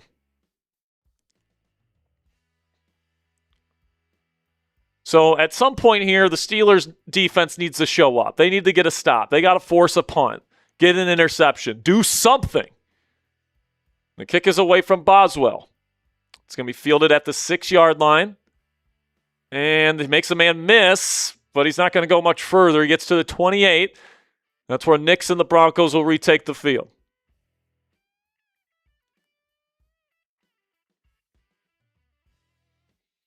Come on, defense. I need everyone to spam defense in the chat right now. Defense. Defense. Defense. Defense. Come on, man. Need a stop. They've been terrible all game, but if you get a stop here, you give the offense a chance. Shotgun here, doubles right. Going to be play action. Nick's looking, throwing, wide open on man-to-man. It's going to be caught and taken all the way down to the 43. First down, that's Adam Troutman, the tight end. How did you let Adam Troutman run away from you, man? Who? Steelers pass rush has been non-existent all game. Run defense has been terrible. Just can't get a stop. Under center in a condensed formation here. Multiple tight ends for Denver. Looks like R.J. Harvey's there as the back. They'll hand it to him, and he will pick up a decent gain of 4. Another successful play for Denver. How many unsuccessful plays have they had on offense today? It's not many. Not many at all. We need a big play, an interception, a forced fumble, a big sack somewhere. Can the Steelers provide? Shotgun here for Nix in a condensed formation, 2x2. Takes the snap. He's looking pressure, getting in on him. Now he throws over the middle. Oh my gosh, what a throw by Nix right into Evan Ingram. And he slices through the Steelers defense and he gritties on us in our home stadium. Touchdown Broncos. Yeah. And that might do it, folks. Bo Nix and this Broncos offense just absolutely shredding this Steelers defense today. 4 drives, 4 touchdowns as Mike McCarthy is pissed at Cam Hayward. Did you see this? Mike McCarthy with a big tan. Geno Smith was pulled over for speeding. Oh my God. Geno is he's interesting. Geno. God, Geno, what are we doing, man? After the already questioned social media post from his ex. Jeez. All right, well, we got 4.5 minutes here. This game's not over. All right, the Steelers do have to score 2 touchdowns to just force overtime here. But, we've seen crazier stuff happen in this Madden season. Obviously, the Steelers defense is going to have to get a quick stop. Yeah. When Denver gets the ball back, and I just have no confidence in them doing that. But Jeremy Bernard will take the return and only get it to the 24. So I think this is going to have to be a very heavy passing offense from Rodgers and the Steelers for the rest of this game. We'll see what they're able to do here, but Denver's a really good team, man.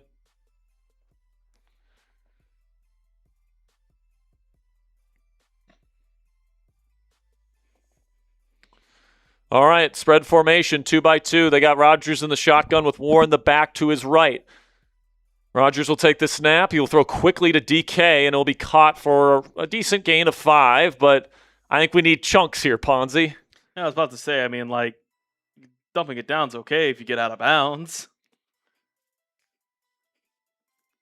Got to move the football and get some chunks here. So you buy as much time as possible for the defense to get a stop. Shotgun here for Rodgers. Spread formation. Takes the snap. It's looking, nothing there. Pressure getting to him, and he's sacked. 3rd and 15. It's 4 down territory at this point. If you can get a chunk here to make it 4th and manageable, I'd take it, but obviously you want to move the sticks here. Red Murdoch with the sack. Who?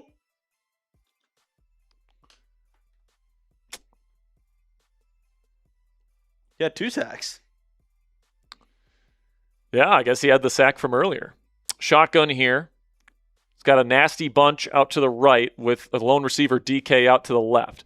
Rodgers will take the snap. He's going to launch it to DK. It's going to be one-on-one Mossum. And he does! What a catch from DK Metcalf! And we're still alive. We get all the way down to the Denver 33-yard line. First down, Steelers. Goodness gracious, Ponzi. Aaron Rodgers in this simulated season just always seems to play his best football in the fourth quarter. Even when this team is down, they're not out. Shotgun here for Rodgers. Trips right. He's looking, throws downfield into a tight window. It's caught by Bernard, and he stiff arms the man, gets inside the Bronco 15, and we're in business. We are cooking now. Can we score before the 2-minute warning? There's no time for discount double checks, A-Rod. Come on. Get the boys to the line. Can we score before the 2-minute warning? That would be huge. They go out and trips right again, this time in the pistol. Rodgers takes the snap. He's looking, steps up. Now he's looking to run. Oh my goodness, Rodgers is going to be brought down after a gain of 8 yards. Dude. Come on, get to the line. You're at the 5-yard line. If you score on this play, that would be huge. Yeah, I don't trust. Do not let this run to the 2-minute warning. I swear to God. Same formation here from the pistol. Trips right. Rodgers takes the snap. Quick throw. It's caught. End zone. Touchdown, Steelers. Move. Let's go. And the Steelers stay alive. Stay alive. On Black Friday. Let's go. What a sick celebration, too. I don't even know what that is, but I'll take it. Once again, Aaron Rodgers keeps the team alive with a touchdown drive, scores before the 2-minute warning. Now, obviously, the Steelers are going to have to get a stop and a quick one, but now they're going to go for 2. This is what the analytics say you should do. They go in empty. They're going to put it in Rodgers' hands. Do they go to Metcalf here? They do. He's open. It's caught. 2-point conversion is good. So if the Steelers can get the ball back, they have a chance to win the game with a touchdown. Unbelievable, man. There we go.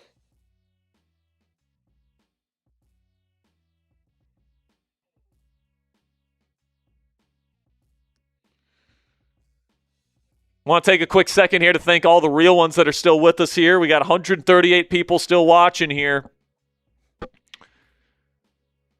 Even though this ugly uniform combination, reportedly. Reportedly, it is. It has been confirmed by Adam Schefter, Ian Rappaport, Jeremy Fowler. Every big reporter has confirmed says it's not. Well, she gets everything wrong, so that even more checks out. All right, here we go. Time for the defense to get a stop. Can they do it? The kick is away. It's a good kick. It's fielded at around the 3. And, it makes a man miss. What a disgusting move by Jalen Waddle as he gets out to the 30-yard line. All right, defense. Can we get a stop? J.K. Dobbins has 2 touchdowns and 86 yards on the ground. Have not gotten a stop today. I think you got to trust your man coverage here, Ponzi, and kind of sell out. Go a lot of cover 0 here. Sorry, Craig. Last year's throwbacks were the worst. Let's be real. Yeah, I think last year's throwbacks were the worst in Steelers history, and that's saying something because we've had some bad throwbacks. Here we go, shotgun. It's going to be a passing play. No, it's going to be a screen. Can we get a tackle? Jalen Ramsey can't tackle J.K. Dobbins, but he goes out of bounds. Okay. 2nd down and 2. So the Steelers don't have to use a timeout. They still have the 2-minute warning. So if Denver gets a first down here, it's still not over. Dude, Jalen Ramsey's just whiffing on that tackle, though, dude. Come on. And again, guys, we'll be back live on Friday. Same time, same place, 4 p.m. Eastern time. Handoff here. It's going to be a first down for Dobbins. Low-key, probably fine. And now that'll be the 2-minute warning. And that's fine. All right. Now you get one more set of downs. You get a stop or you don't. This is the game right here. They go empty with Bo Nix putting the ball in his hands. Takes the snap. Bo's looking. Throws quickly over the ball. Gets absolutely leveled after a gain of 7. Why no timeout? No timeout from Pittsburgh. I swear to God, Ponzi did not. I put the awareness up. I highly doubt it because nobody is calling timeouts. Why would Pittsburgh let this clock run out on them? It is not. Makes no sense. Fault. Yes, it is. No, it's not. Because we've seen this game call timeouts in these situations. Takes the snap. They send pressure. Throws quickly. Caught first down Denver. Now he's going to make a man miss. And Cortland Sutton takes it to the end zone. 5 drives, 5 touchdowns, and one of the worst defensive performances in the history of the Pittsburgh Steelers.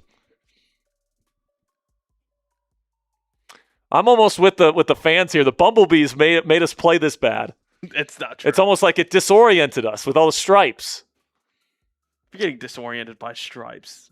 Well, the Steelers have had some bad defensive performances over the years. 5 drives, 5 touchdowns is about as bad as it gets. No do-over required. Shotgun here for Bo Nix. He's going to put it in on the run to J.K. Dobbins. All right, so we'll let this play out, guys. The Steelers are going to lose, and they're going to go to 8-3. But what we'll do for the rest of the game here is we'll do hashtag Steelers questions. So if you don't have money to super chat and get your question up on screen, this is your opportunity to get a question on the show for free.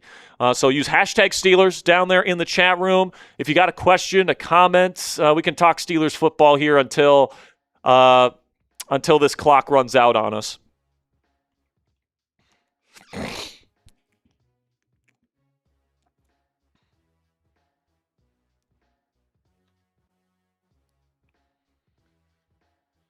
All right. Get those hashtag Steelers questions. And I see a hashtag why. Hashtag why did Ponzi let someone pick the game jerseys? My question exactly. Why are we outsourcing our jersey selection to the Miami Dolphins channel producer? What are we doing? We love producer Coop here. We love Coop, but he shouldn't be deciding our jerseys. I just let him pick it one time. Still bad. I love the Bumblebees too, low key. It's an ugly take apparently, reportedly, but it is really, really. I think it's an underrated jersey. Like the jersey is good, the pants suck. It sucks all around. It sucks. I don't know, man. AB in the Killer Bees Bumblebees uniform, man, dude. All right, we have any hashtag Steelers questions yet? Yes. Only problem with this is that I can't get it on screen with the game.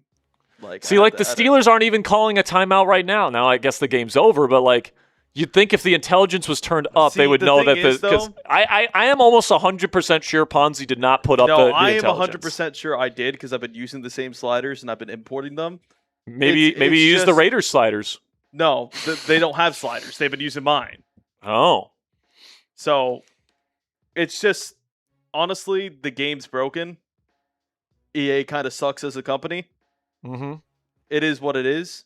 I try to fix it because, you could either put it on, all Madden and they don't even use timeouts. Sure. So it's just, you're saying sure, but it is true. All right, let's get to some questions here because this game's over. I mean, by the time that we're going to get to the questions, the game's going to be over. So, but we can take a few questions here before we head out. Here we go.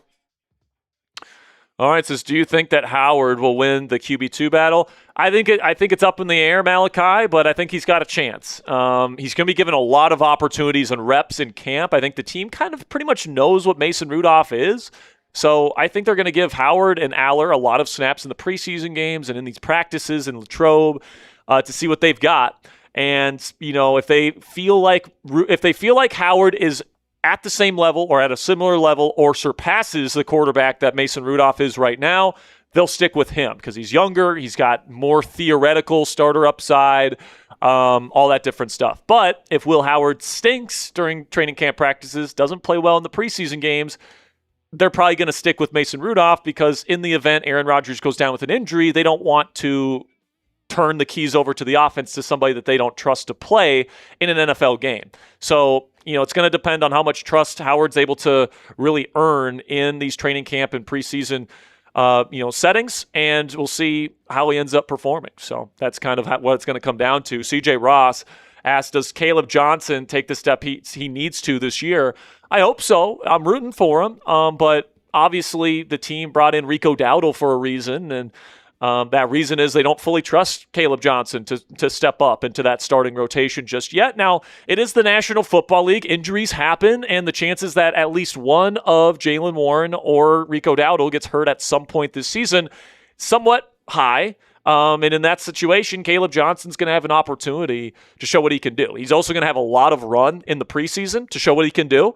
Preseason's going to be huge for Caleb Johnson, plain and simply, man. He's got to show what he can do. If he's going to make this team as a third running back that's not going to get a ton of snaps, and he's not going to do a ton on special teams, he has to prove that he is a legitimately really good number 3 running back. So it's going to put some pressure on him in the preseason, especially because you got guys like Eli Heidenreich that could be more of a Swiss Army knife than Caleb is. So that's where we're at right now with Caleb Johnson. I'm definitely rooting for him, though. Sup Dog says, do you think they draft line again, first round next year? It's possible. It's definitely within the realm of possibility. Maybe we can go a different position, Omar Khan. Just a suggestion. Cheese says, trade Ponzi to the Shanghai Sharks for the shitty Bumblebee jerseys. I mean, listen, man. I'm kind of buying into the theory that, the jerseys affected the way the Steelers played in this game. It was also Thursday Night Football, not in the day, so it wasn't on the right time, too. Guess so. Dustin Prenger here. This will be the last question we take. Says, why does everyone I watch mention Steelers potentially getting a draft pick for Tomlin? I'm confused. So the reason why, Dustin, is because the Steelers still own the rights to his contract, okay?